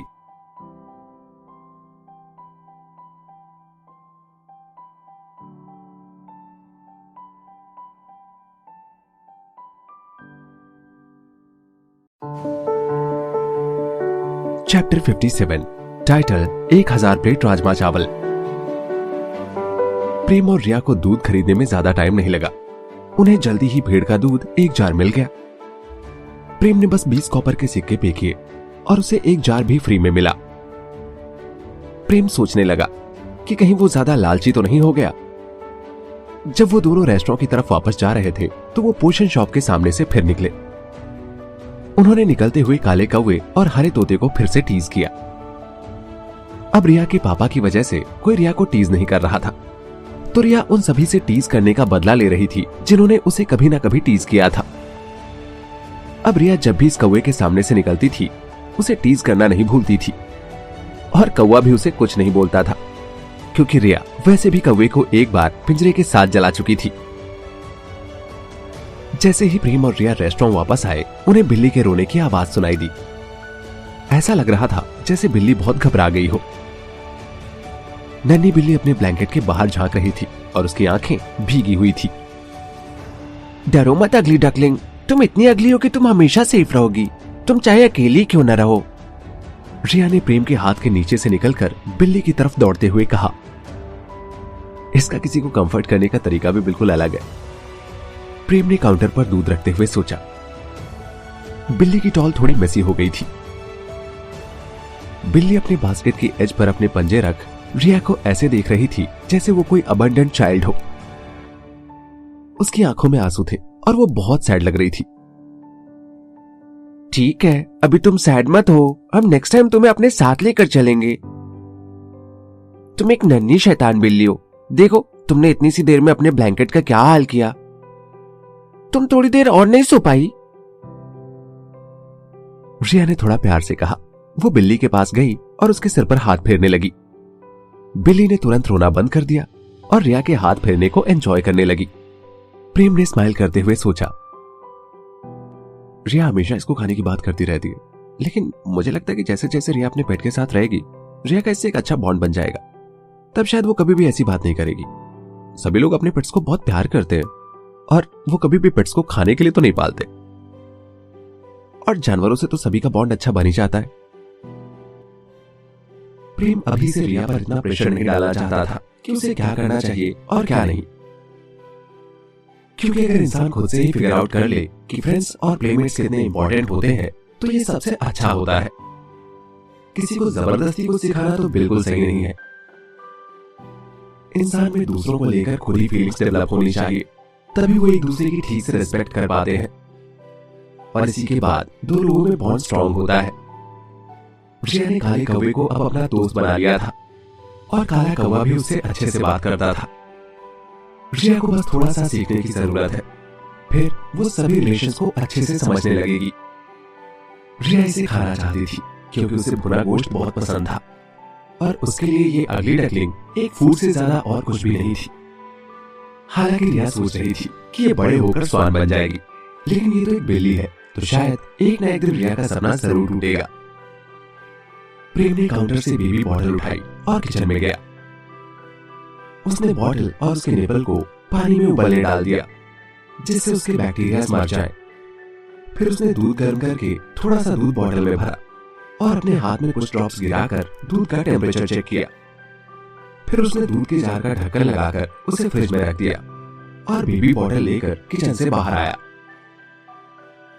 प्रेम जाकर रिया के बगल में बैठ गया। ये क्या है पापा? रिया प्रेम के हाथ में बॉटल को देखकर बहुत क्यूरियस हो गई और सोचने लगी, भेड़ का दूध एक ट्रांसपेरेंट बॉटल में भरा हुआ है और इसके ऊपर ये कोई सॉफ्ट सी चीज लगी है, ये किस काम में आती होगी? अब अगली डकलिंग ने भी बॉटल देख लिया था। शायद उसने दूध भी स्मेल कर लिया था। उसकी आंखें ग्लिटर कर रही थी और वो अपने होंठ चाट रही थी। ऐसा लग रहा था जैसे वो बहुत भूखी हो। बेटा, ये बच्चों की बॉटल है, इससे बच्चों को और छोटे एनिमल्स को फीड किया जाता है क्योंकि वो इस बॉटल से आसानी से दूध पी लेते हैं। देखो ऐसे।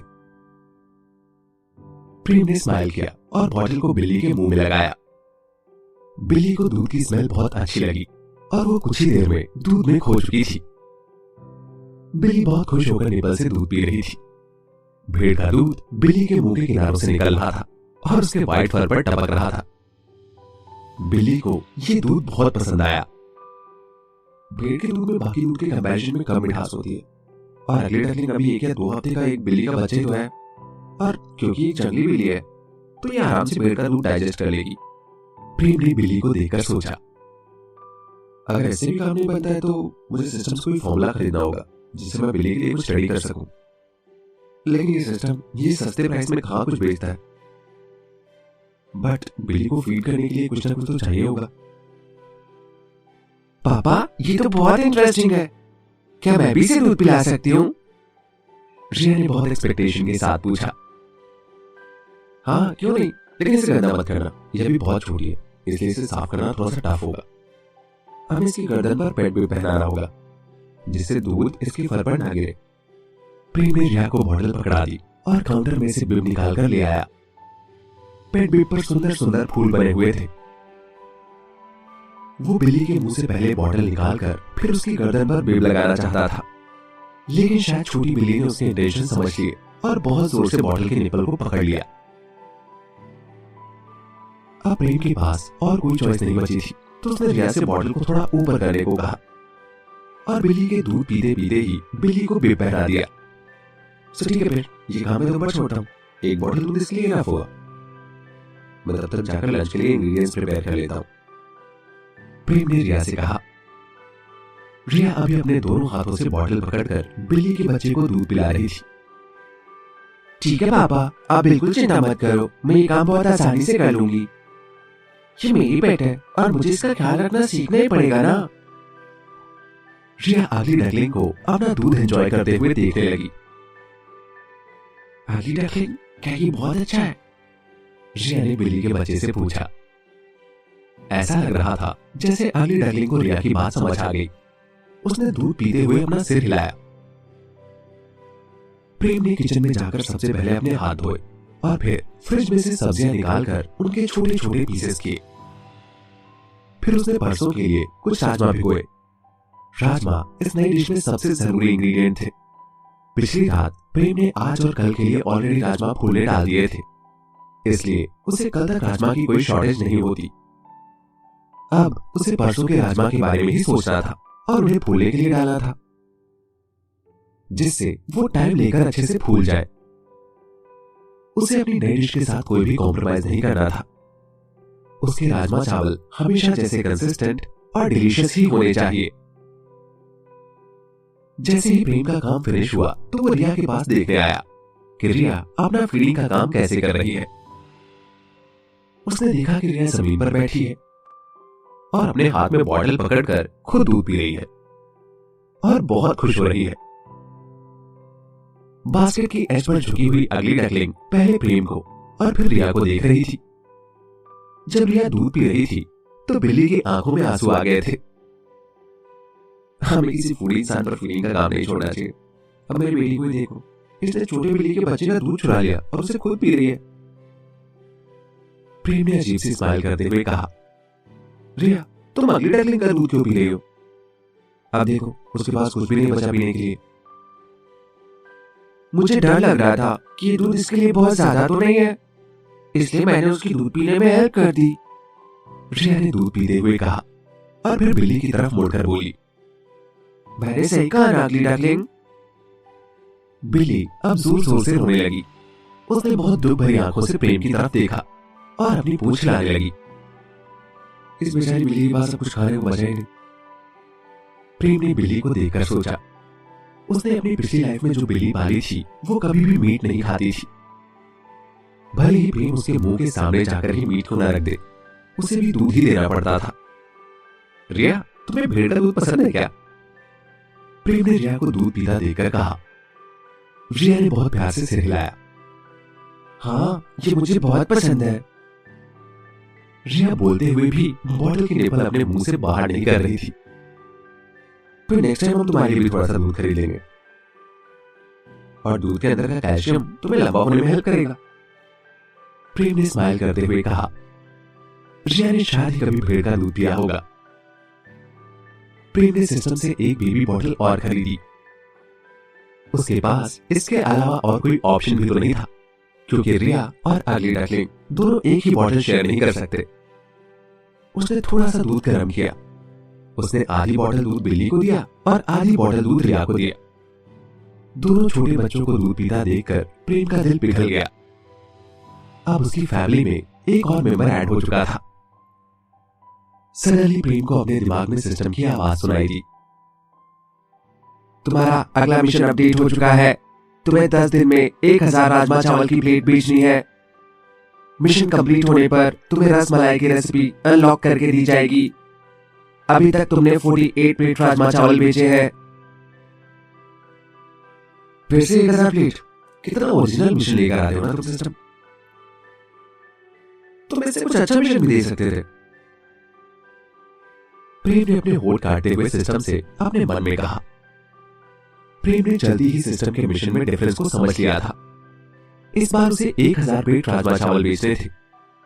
शायद सिस्टम उसकी लोगों से फंडिंग लेने की स्ट्रेटजी को समझ चुका था, इसलिए उसने इस बार उसे पैसे कमाने का मिशन नहीं दिया, बल्कि नंबर ऑफ प्लेट्स के हिसाब से मिशन को दिया गया। मैंने ये मिशन इसलिए चूज किया ताकि तुम अपना रेस्टोरेंट और भी जल्दी पॉपुलर कर सको। और इस बार मेरे साथ कोई भी गेम खेलने की कोशिश मत करना। तुम्हें मेहनत करके ही अपने रेस्टोरेंट को चलाना चाहिए और एक सही बात पर चलकर ही तुम्हें कुकिंग का बादशाह बनना होगा। सिस्टम ने सीरियस टोन में कहा। ठीक है ना, ये मिशन इतना भी डिफिकल्ट नहीं है, लेकिन मैं नई रेसिपी को लेकर बहुत क्यूरियस हूं। वैसे ये बताओ, ये रसमलाई बहुत मीठी होगी या नॉर्मल? प्रेम ने सिस्टम से पूछा।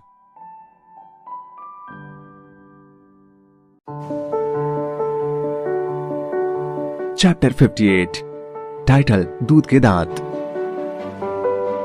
सिस्टम ने इस बार प्रेम को जानबूझकर नंबर ऑफ प्लेट्स के हिसाब से मिशन दिया था, क्योंकि last time money based mission को प्रेम ने फंडिंग लेकर पूरा कर लिया था। लेकिन सिस्टम चाहता था कि प्रेम सही बात पर चलकर ही कुकिंग का बादशाह बने। बहुत से लोग ऐसे थे जिन्हें रसमलाई बहुत मीठी पसंद आती थी, और बहुत से लोग ऐसे भी थे जिन्हें थोड़ा कम मीठी रसमलाई पसंद आती थी। कई बड़े बड़े शेफ इस टॉपिक पर बहुत टाइम से आर्गुमेंट करते आ रहे थे। कुछ ऐसे लोग भी थे जिन्हें बिल्कुल फीकी रसमलाई पसंद आती थी, लेकिन ऐसे लोग इतने ही कम थे कि उनकी प्रेजेंस शायद ही कोई नोटिस कर पाता हो। जब भी रसमलाई को लेकर डिस्कशन छेड़ा जाता तो बहुत मीठा खाने वाले लोग और कम मीठा खाने वाले लोग एक वॉर जोन में चले जाते थे। उनके बीच में रसमलाई के ऑथेंटिक टेस्ट को लेकर बहुत बहस होती थी, और ये दोनों टाइप के लोग एक दूसरे को बिल्कुल पसंद नहीं करते थे। एक दूसरे के साथ उनका बिल्कुल 36 का आंकड़ा रहता था। कम मीठी रसमलाई का प्रमोटर होने के कारण प्रेम अपने रेस्टोरेंट के लिए भी वही रेसिपी चूज करने वाला था। हाँ, ये सही रहेगा। जरा सा केसर डालो, थोड़ा सा वनीला फ्लेवर ऐड करो, हल्का सा फूड कलर और जरा सा पिस्ता, हल्के चॉप किए हुए बादाम, और फिर क्या, एक प्लेट रसमलाई से जन्नत का सफर हो जाएगा। और ये बहुत मीठी रसमलाई आखिर क्यों किसी को पसंद होती है? प्रेम ने रसमलाई के बारे में सोचते हुए बड़बड़ाया। प्रेम को बहुत मीठी रसमलाई खाने वालों से कोई दिक्कत नहीं थी, लेकिन अगर कोई रेस्टोरेंट वाला बस बहुत मीठी रसमलाई ही बेचता था तो उसे उससे नफरत थी। अगर किसी को रसमलाई बेचना है तो हर टाइप के कस्टमर्स का ख्याल रखो। यहां सारे काम ओनर की पसंद के हिसाब से थोड़ी चलते हैं। उसे तो कम मीठी और बहुत मीठी दोनों टाइप की रसमलाई रखनी चाहिए ना। आखिर कस्टमर तो भगवान जैसा होता है। अब प्रेम के दिमाग में ये सब बातें चल रही थी। प्रेम की प्रीवियस लाइफ में अगर कोई भी शॉप ओनर ऐसा नहीं करता था तो वो प्रेम को एक आंख नहीं भाता था। अपनी पिछली लाइफ में प्रेम एक बार एक बहुत फेमस रेस्टोरेंट में खाने को गया। उस टाइम विंटर सीजन चल रहा था। वो केसर वाली शानदार रसमलाई खाना चाहता था जिससे उसकी बॉडी थोड़ी गर्म हो जाए, लेकिन उसे वहां बताया गया कि वहां नॉर्मल मीठी रसमलाई नहीं मिलती और वो केवल बहुत मीठी वाली रसमलाई ही बेचते हैं। प्रेम ने उस टाइम अपनी कड़वी जुबान का यूज नहीं किया, बल्कि उसने रेस्टोरेंट के साइन बोर्ड की एक अच्छी सी फोटो खींची, उसकी लोकेशन को ठीक से नोट किया और अपनी मैगजीन में एक शानदार नॉर्मल मीठी रसमलाई की फोटो डालकर उसमें लिखा, अगर किसी को नॉर्मल मीठी रसमलाई ट्राई करना है तो ठंड के मौसम में इस रेस्टोरेंट में जरूर आना चाहिए। ये पहली बार हुआ था जब उसने एक पॉजिटिव फीडबैक दिया था। इससे प्रेम को बहुत फायदा हुआ।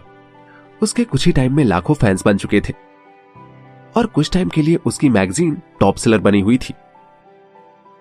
बाद में पता चला कि उस रेस्टोरेंट के ओनर ने अपने मेन्यू में एक नॉर्मल मीठी रसमलाई भी ऐड कर ली, क्योंकि बहुत सारे कस्टमर्स जो वहां नॉर्मल मीठी रसमलाई खाने गए थे वो बहुत मीठी रसमलाई को देखकर गुस्सा हो गए थे।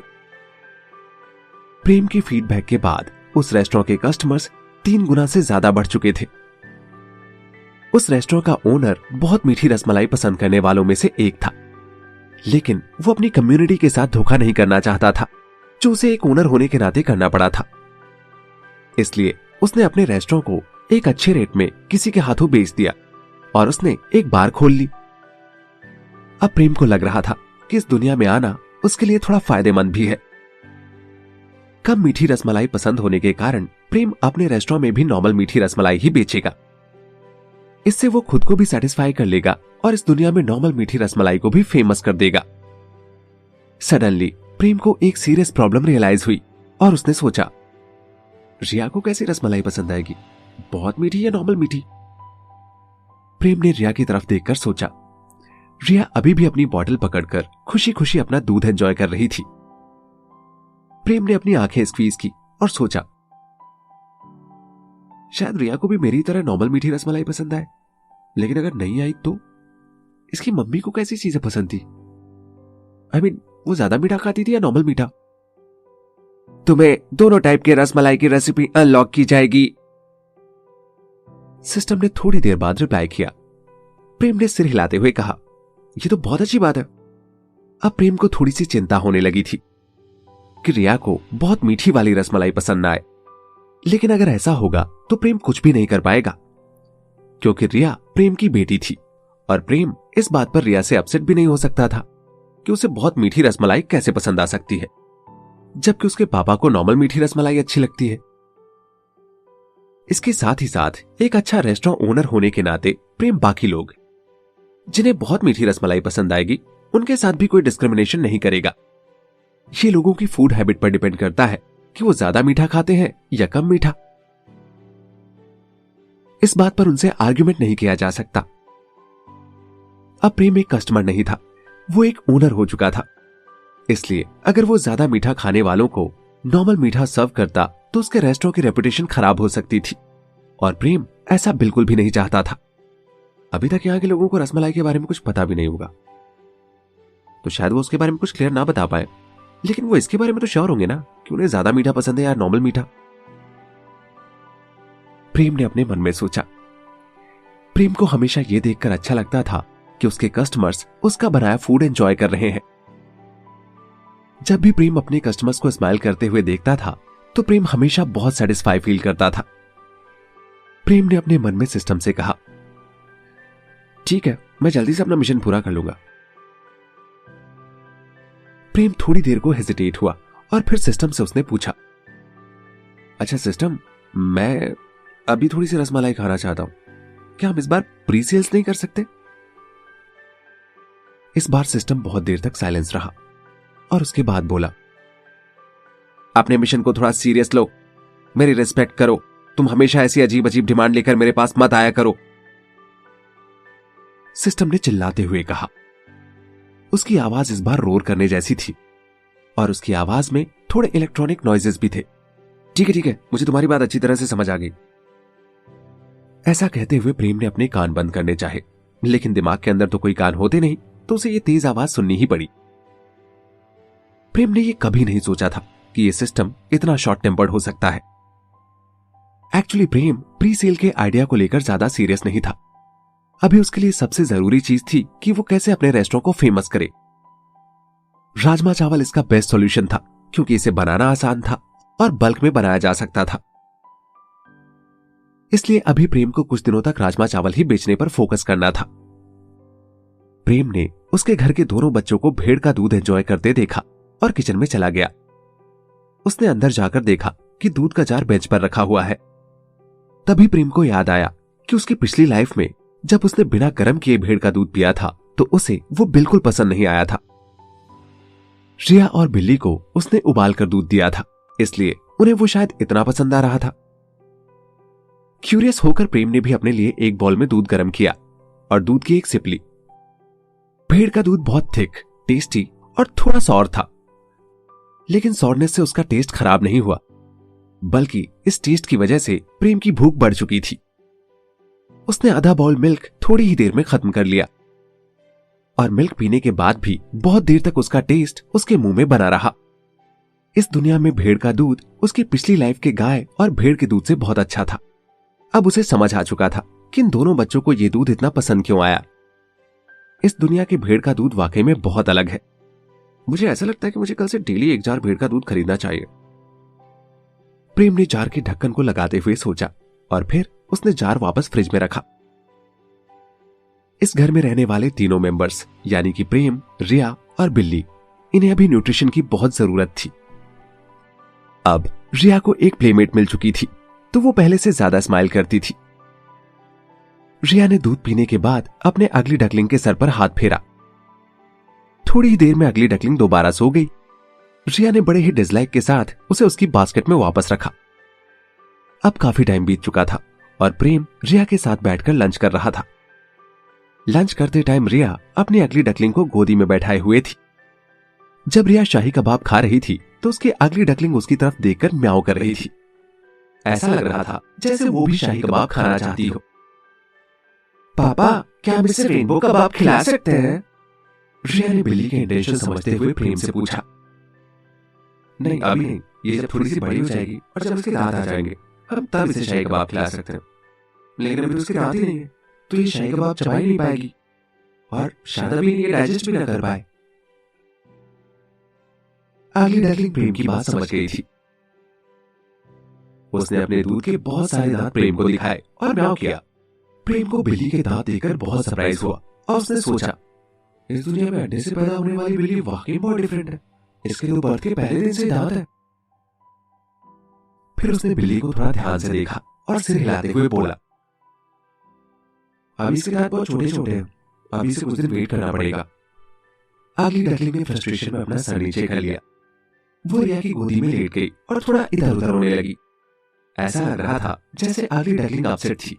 गुस्सा होने से कोई फायदा नहीं है, हम तुम्हें अभी खाने नहीं दे सकते, लेकिन अगर तुम वाकई खाना चाहती हो तो। रिया ने देखा कि अगली डकलिंग उसकी तरफ धीरे धीरे अपना सर उठा रही है तो उसने एक शाही कबाब अपने मुंह में रख लिया और स्माइल करते हुए आगे बोला, तो मुझे खाते हुए देखो। अगली डकलिंग की आंखों में तुरंत आंसू आ गए। वो वापस रिया की गोदी में एक्सप्रेशनलेस होकर लेट गई। प्रेम ने स्माइल करते हुए अपना सिर खुजलाया। इन दोनों को देखकर प्रेम को बहुत हैप्पी फील हो रहा था। लंच करने के बाद प्रेम ने टेबल साफ की और दोनों के लिए एक एक बॉटल में दूध गर्म करके रख दिया। अब रिया को अगली डकलिंग का मिल्क चुराने की जरूरत नहीं थी। मैं किसी न किसी दिन अपने रेस्टोरेंट को कस्टमर से जरूर भर दूंगा और इस चीज की शुरुआत राजमा चावल से होने वाली है। प्रेम ने रेस्टोरेंट का दरवाजा खोलते हुए सोचा।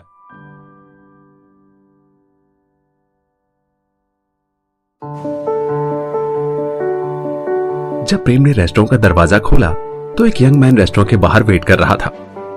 उस आदमी के बाल छोटे और काले थे। प्रेम, मैंने सुना है तुम्हारे रेस्टोरेंट में कोई नई डिश आई है। मैं आज थोड़ा बिजी था इसलिए मैं ब्रेकफास्ट के लिए नहीं आ सका, लेकिन फिर मैंने अपनी शॉप अपने एम्प्लॉयज के भरोसे छोड़ दी और यह नई डिश को ट्राई करने आया हूं। लंच में मैं तुम्हारी नई डिश ट्राई करना चाहता हूं। उस यंग मैन ने बहुत ही एक्सपेक्टेशन के साथ कहा।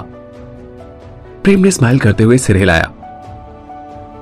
हाँ बिल्कुल, लेकिन आज हम बस इसकी ट्रायल सेल कर रहे हैं, इसलिए हम इसको थोड़ा लिमिटेड बेसिस पर ही बेच रहे हैं और अभी हमने इसे अपने मेन्यू में भी अपडेट नहीं किया है।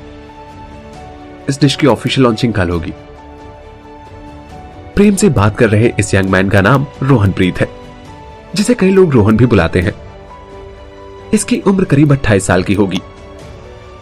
ये भी इसी चौराहे पर एक परफ्यूम की शॉप चलाता है। कल्चरल स्टेट में इसके परफ्यूम्स की काफी डिमांड है और इसके परफ्यूम्स अलग अलग स्पीशीज की औरतों को बेहद पसंद आते हैं। रोहन ने अपने शॉप पर 5-5 एम्प्लॉयज भी रखे हुए हैं और उसका बिजनेस काफी अच्छा चलता है। जब रोहन कल यहां से गुजर रहा था तो वो रेस्टोरेंट के डेकोरेशन को देखकर अंदर आया था। ब्रेकफास्ट में एक प्लेट शाही कबाब खाने के बाद उसे काफी अच्छा फील हुआ था, इसलिए वो लंच और डिनर के लिए भी प्रेम के रेस्टोरेंट में ही आया था। शाम को डिनर के लिए आते टाइम वो अपने साथ 2 नीबर्स को भी लाया था। प्रेम के रेस्टोरेंट की पब्लिसिटी सभी लोग ऐसे ही कर रहे थे। जिन्हें भी प्रेम के रेस्टोरेंट का फूड पसंद आता था वो नेक्स्ट टाइम अपने साथ अपने दोस्तों और पड़ोसियों को भी लाते थे। रोहन आज सुबह ब्रेकफास्ट के लिए नहीं आ पाया। शायद उसने अपने किसी फ्रेंड से प्रेम की नई डिश के बारे में सुन लिया था, इसलिए लंच के लिए वो पहले से ही आकर खड़ा हो गया और बाहर वेट कर रहा था। नॉर्मली ऐसा वरुण करता था। वो हर बार रेस्टोरेंट खोलने के पहले ही बाहर आकर खड़ा हो जाता था, लेकिन आज वरुण की जगह रोहन प्रीत ने ली थी। जब प्रेम ने नई डिश की बात रोहन को बताई तो रोहन ने उसकी बात में सिर हिलाया। अगर ऐसा है तो मैं एक प्लेट जरूर खाना चाहूंगा। असल में इस नई डिश का नाम क्या है? रोहन ने क्यूरियस होकर अंदर जाते हुए पूछा। इसका नाम है राजमा चावल। प्रेम ने स्माइल करते हुए रिप्लाई दिया। राजमा चावल, ये क्या होता है? रोहन ने अपनी आंखें स्क्वीज करते हुए सोचा। वैसे मुझे चावल तो पता है और राजमा का नाम भी मैंने सुना है, लेकिन इन दोनों को साथ मिलाकर के भी कोई डिश बनाई जा सकती है क्या? उसे याद था कि जब उसने प्रेम से शाही कबाब के बारे में पूछा था तो प्रेम ने उससे बस इतना ही कहा था कि ये एक रॉयल डिश है, इसलिए इसका नाम शाही कबाब है। ऐसा लगता है जैसे प्रेम रैंडमली अपनी डिशेस का नाम रखता है, लेकिन प्रेम वाकई में बहुत ही टैलेंटेड है, क्योंकि वो इतना डिलीशियस फूड कुक कर सकता है। और मेरे लिए अच्छे फूड की डेफिनेशन थोड़ी सी डिफरेंट है, जिसमें हर कोई खरा नहीं उतर पाता, लेकिन प्रेम उन सभी पैरामीटर्स पर खरा उतरता है। रोहन ने अपनी सीट पर बैठते हुए सोचा। ठीक है, तुम थोड़ी देर वेट करो, मैं भी तुम्हारे लिए राजमा चावल रेडी करके लाता हूं। इतना कहकर प्रेम किचन की तरफ चला गया। जब प्रेम काउंटर के पास से निकल रहा था तो उसने देखा कि रिया अभी भी अगली डकलिंग के सर पर हाथ फेर रही थी। प्रेम सोचने लगा, बिल्लियां सच में बहुत एडिक्टिव एनिमल्स होती है, खासकर उनके छोटे बच्चे। कोई भी उनसे अपना ध्यान नहीं हटा सकता। देखो, रिया भी नहीं। उनको प्यार से खिलाने पर उनका रिएक्शन आंखों को बहुत प्यारा लगता है, और शायद इसलिए सभी बिल्लियों को खिलाना पसंद करते हैं। और फिर रिया की ये बिल्ली जिसका नाम उसने अगली डकलिंग रखा है, ये तो बहुत ही क्यूट है, इसलिए रिया उससे दूरी नहीं हो रही है। लगता है रिया के दिल में अगली डकलिंग को लेकर नई फीलिंग्स आनी शुरू हो गई है। प्रेम ने रोहन के लिए राजमा चावल तैयार करते करते सोचा। प्रेम ने राजमा की सब्जी ऑलरेडी बना ली थी, उसे बस गर्म करना था। उसने थोड़े से राइस उबाले और एक प्लेट में निकाल लिए। उसके ऊपर थोड़ी सी ग्रेवी और राजमा डाले। फिर वो प्लेट हाथ में लेकर किचन से बाहर आया और रोहन की टेबल पर रखकर स्माइल करते हुए बोला, तुम्हारे राजमा चावल रेडी है, प्लीज एंजॉय करो। रोहन ने प्लेट की तरफ देखकर बोला, इसमें से बहुत अच्छी स्मेल आ रही है। रोहन को मसालों की स्मेल बहुत अच्छी लगी थी। राजमा चावल शाही कबाब से भी ज्यादा अट्रैक्टिव थे। अब रोहन के मुंह में पानी आ चुका था। प्लेट के साथ टिश्यू भी रखे हुए थे, जिसमें एक आधी बौनी लड़की की फोटो बनी हुई थी। उसे याद आया कि प्रेम की भी एक बेटी है जो आधी बौनी है, लेकिन रोहन ने ऐसा एक्सपेक्ट नहीं किया था कि प्रेम ट्रेडमार्क के तौर पर अपनी बेटी का फोटो इस्तेमाल करेगा।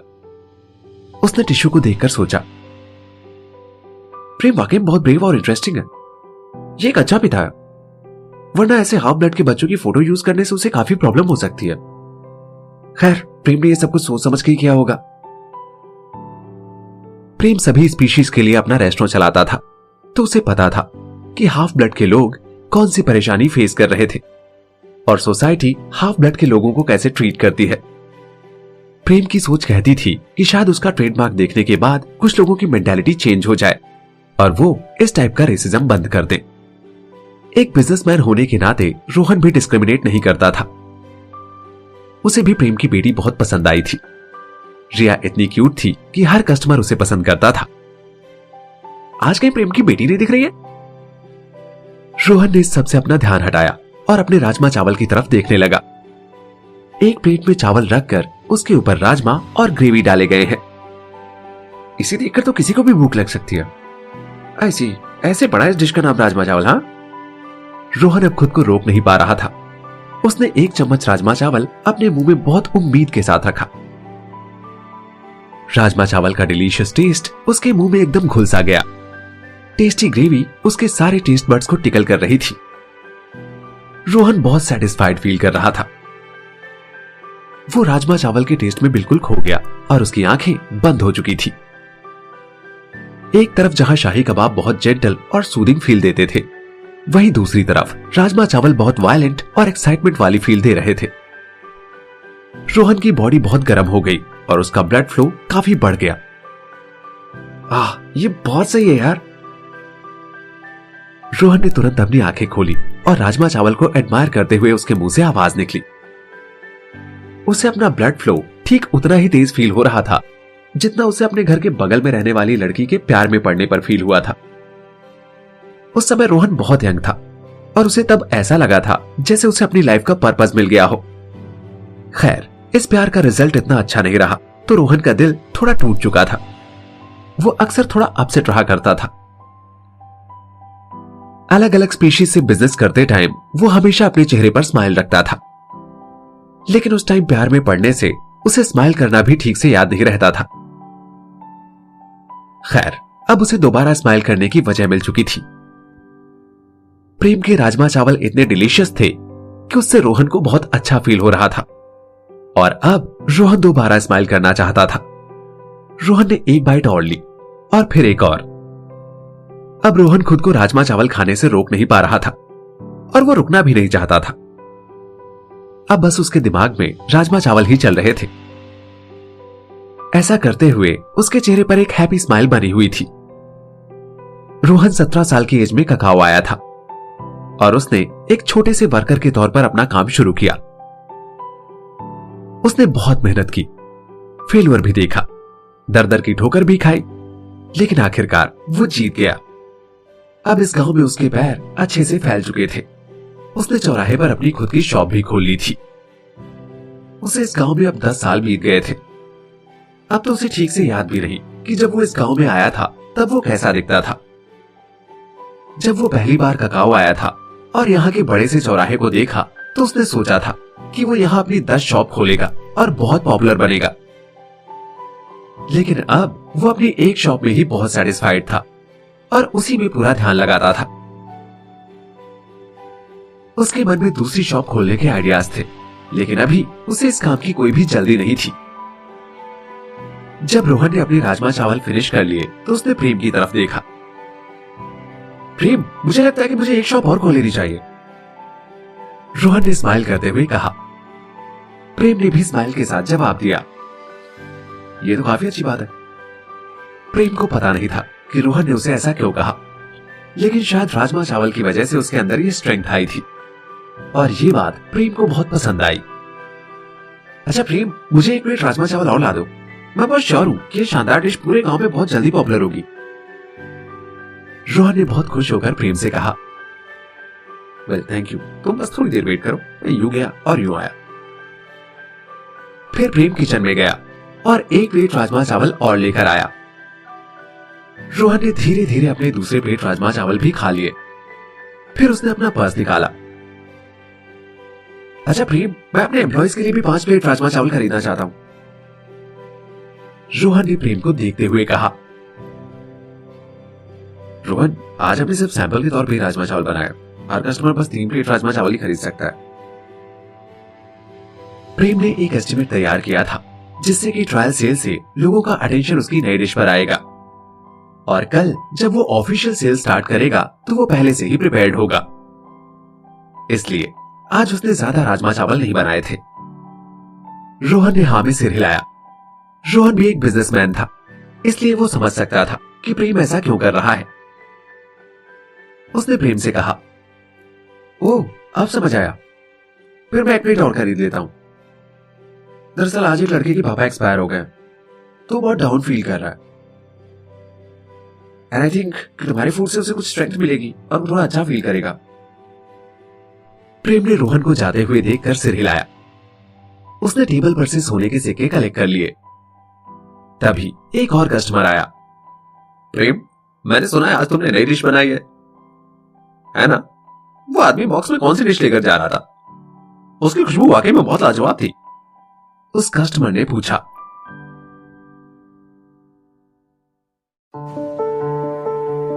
प्रेम ने लंच के लिए 30 लोगों के हिसाब से ही राजमा की सब्जी तैयार की थी और उसने इतनी प्लेट्स कुछ ही देर में बेच ली। राजमा के मसालों की स्मेल ने बहुत सारे कस्टमर्स को अट्रैक्ट किया था। सभी को मसालों की फ्रेग्रेंस स्मेल करके ही भूख लगाई थी और सभी ने प्रेम से और भी प्लेट्स की डिमांड की थी। कोई भी खुद को राजमा चावल खाने से रोक नहीं पा रहा था। लोगों की बॉडी में सडन चेंजेस हो रहे थे, सभी का ब्लड फ्लो तेज हो रहा था और लोगों के अलग अलग रिएक्शंस मिल रहे थे। हालांकि प्रेम सभी की डिमांड्स पूरी नहीं कर सकता था। उसने बस थोड़े से ही राजमा भिगोए थे, इसलिए जो भी कस्टमर पहले आया बस उसे ही डिश एंजॉय करने को मिली। प्रेम ने पहले ही अपने इंटेंशन क्लियर कर दिए थे कि वो first come first serve policy को ही फॉलो करेगा। इस डिश की प्रिपरेशन शाही कबाब से काफी अलग थी। उसे राजमा की सब्जी बनाने में 2 घंटे से भी ज्यादा टाइम लग जाता था। ये शाही कबाब बनाने जैसा नहीं था, जिसमें एक प्लेट बस कुछ ही मिनटों में तैयार हो जाती थी।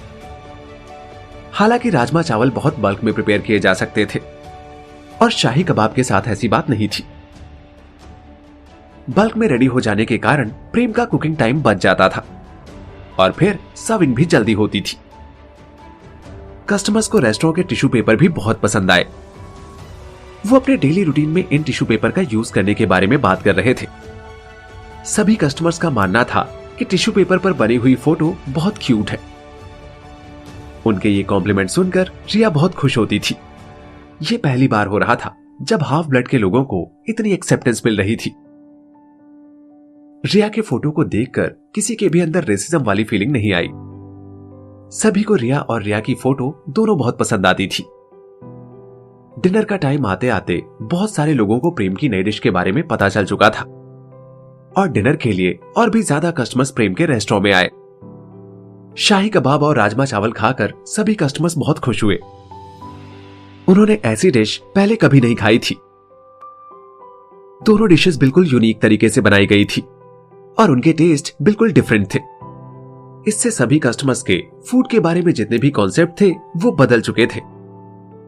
इस दुनिया के लोग सोचते थे कि बहुत सारे इंग्रेडिएंट्स एक साथ कुक नहीं किए जा सकते और यहाँ के लोगों को मसालों का इस्तेमाल भी नहीं पता था।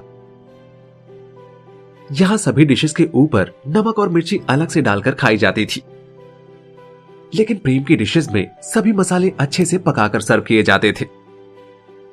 सभी के रिएक्शन प्रेम को बहुत सेटिस्फाइंग लगे। सभी को डिशेस काफी एक्सपेंसिव लगी थी, लेकिन ककाओ गांव में रिच लोगों की कोई कमी नहीं थी, इसलिए कस्टमर्स ने अच्छे मील के लिए कुछ सोने के सिक्के देना गलत नहीं समझा। जैसे ही लोग कोई भी एक डिश ट्राई कर लेते थे, उनके अंदर से यही रिएक्शन आता था कि डिश वर्दी है और इसे शायद और भी महंगा होना चाहिए था। डिश में इस्तेमाल किए गए इंग्रेडिएंट्स इतने फ्रेश थे कि उनके ट्रांसपोर्ट और स्टोरेज में ही इससे ज्यादा पैसे खर्च हो जाते होंगे। माफ कीजिएगा, लेकिन आज हम सिर्फ ट्रायल सेल कर रहे थे और हमारे सारे प्रोडक्ट्स अब बिक चुके हैं। हम कल से हमारी नई डिश की ऑफिशियल सेलिंग स्टार्ट करेंगे, लेकिन हमें अपनी डिश बनाने में टाइम लगता है, तो हम डेली एक लिमिटेड क्वांटिटी में ही सेल करने वाले हैं। कल आप कोशिश कीजिएगा कि थोड़ी जल्दी आए, जिससे आपको आपके हिसाब से फूड सर्व किया जा सके। प्रेम ने अपने लास्ट कस्टमर से स्माइल करते हुए कहा और रेस्टोरेंट का ओपन साइन पलट दिया। रेस्टोरेंट का दरवाजा बंद करने के बाद उसने राहत की सांस ली। प्रेम ने अभी तक कुछ शाही कबाब और राजमा चावल ही खाए थे। वो अभी काफी थका हुआ फील कर रहा था। उसका आज का शेड्यूल काफी बिजी था। कस्टमर्स भी पहले से ज्यादा थे और डिशेस भी बढ़ चुकी थी। प्रेम ने आज 90 प्लेट से भी ज्यादा राजमा चावल बेचे थे। हालांकि शाही कबाब राजमा चावल के कारण कम बिके, फिर भी प्रेम ने 50 प्लेट शाही कबाब आराम से बेच लिए थे। कुल मिलाकर आज प्रेम ने प्रॉफिट के तौर पर 360 सोने के सिक्के कमाए थे। अब प्रेम को कल सुबह जल्दी उठकर राजमा उबालना था। उसे 1000 प्लेट राजमा चावल 10 दिनों में बेचने का मिशन मिला था और इसके बाद ही उसके लिए रसमलाई की रेसिपी अनलॉक की जाएगी। जब से सिस्टम ने प्रेम को बताया था कि उसे मीठी और नॉर्मल मीठी दोनों टाइप की रेसिपी देगा, तो ओनर होने के नाते प्रेम ने सोच लिया था कि वो दोनों ही सर्व करेगा। प्रेम किसी भी टाइप के कॉन्फ्लिक्ट में नहीं पड़ना चाहता था। प्रेम चाह करके भी किसी की फूड हैबिट को नहीं बदल सकता था, इसलिए उसे अपने कस्टमर्स की चॉइस के हिसाब से ही उन्हें फूड सर्व करना बेहतर लगा। प्रेम ने थोड़ा क्यूरियस होकर सोचा क्या यहाँ के लोग भी मेरी पिछली लाइफ के जैसे होंगे? I mean, क्या उनमें भी नॉर्मल मीठे और बहुत ज्यादा मीठे फ्लेवर को पसंद करने वाले लोग होंगे? आई होप कि अगर दोनों टाइप के लोग हों तो थोड़ा आपस में मिलजुल कर रहे, वरना मेरे रेस्टोरेंट के बाहर डेली लड़ाइयां होने वाली है। प्रेम जब ये सब कुछ सोच रहा था तभी रिया की आवाज आई। पापा, आज आप बहुत थक गए होंगे ना, इधर आइए, मैं आपके शोल्डर्स की मसाज कर देती हूँ। रिया ने अगली डकलिंग को गोदी में लिए हुए प्रेम से कहा। तभी बिल्ली ने भी म्याऊ की आवाज की। ऐसा लग रहा था जैसे वो रिया की बात से एग्री थी। प्रेम ने दोनों प्यारे से बच्चों को देखा और रिया के बालों में हाथ फेरा। मेरी प्रिंसेस, तुम बिल्कुल भी चिंता मत करो, पापा इतने भी नहीं थके। जाओ, तुम वहां जाकर बैठ जाओ और मेरा वेट करो। और अगर तुम्हें नींद आ रही है ना तो हाथ मुंह धोकर जाकर सो जाओ। प्रेम ने अपने हाथ हिलाते हुए कहा। नहीं, मैं आज आपका वेट करूंगी। फिर रिया ने अगली डकलिंग के बालों में हाथ फेरा और कहा, है ना अगली डकलिंग, हमें पापा का वेट करना चाहिए ना। अगली डकलिंग ने भी म्याऊ की आवाज लगाई। भले ही अगली डकलिंग ने एग्रीमेंट देते हुए सिर हिलाया था, लेकिन उसकी अनविलिंगनेस उसके चेहरे पर साफ साफ दिख रही थी। अगली डकलिंग को बहुत नींद आ रही थी और वो बिल्कुल भी नहीं जागना चाहती थी। प्रेम ने स्माइल करते हुए सिर हिलाया। ठीक है, तो फिर मैं काम करता हूं, मैं जल्दी से सारा काम फिनिश कर लेता हूं और आता हूं। उसने सबसे पहले प्लेट्स क्लीन की, टेबल को अच्छे से पोंछा और फ्लोर को भी वाइप किया। जब तक उसने ये सारे काम खत्म किए लगभग आधा घंटा बीत चुका था। रिया एक लंबी सी कुर्सी पर बैठी हुई थी और आधी नींद में थी। प्रेम ने अपना एप्रन निकाला और उसे टंगा दिया। इसके बाद उसने अपने हाथ धोए और टॉवल से पोंछ लिए। फिर वो रिया के पास गया। रिया, अगली डकलिंग को उसकी बास्केट में सुला दो और हम ऊपर चलकर सोते हैं।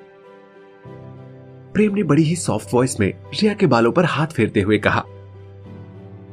रिया ने हाँ में सिर हिलाया। ठीक है पापा। अगली डकलिंग ने प्रेम की बात सुन ली थी। वो नींद से उठ गई और प्रेम को बड़े ही सैड फेस के साथ देखने लगी।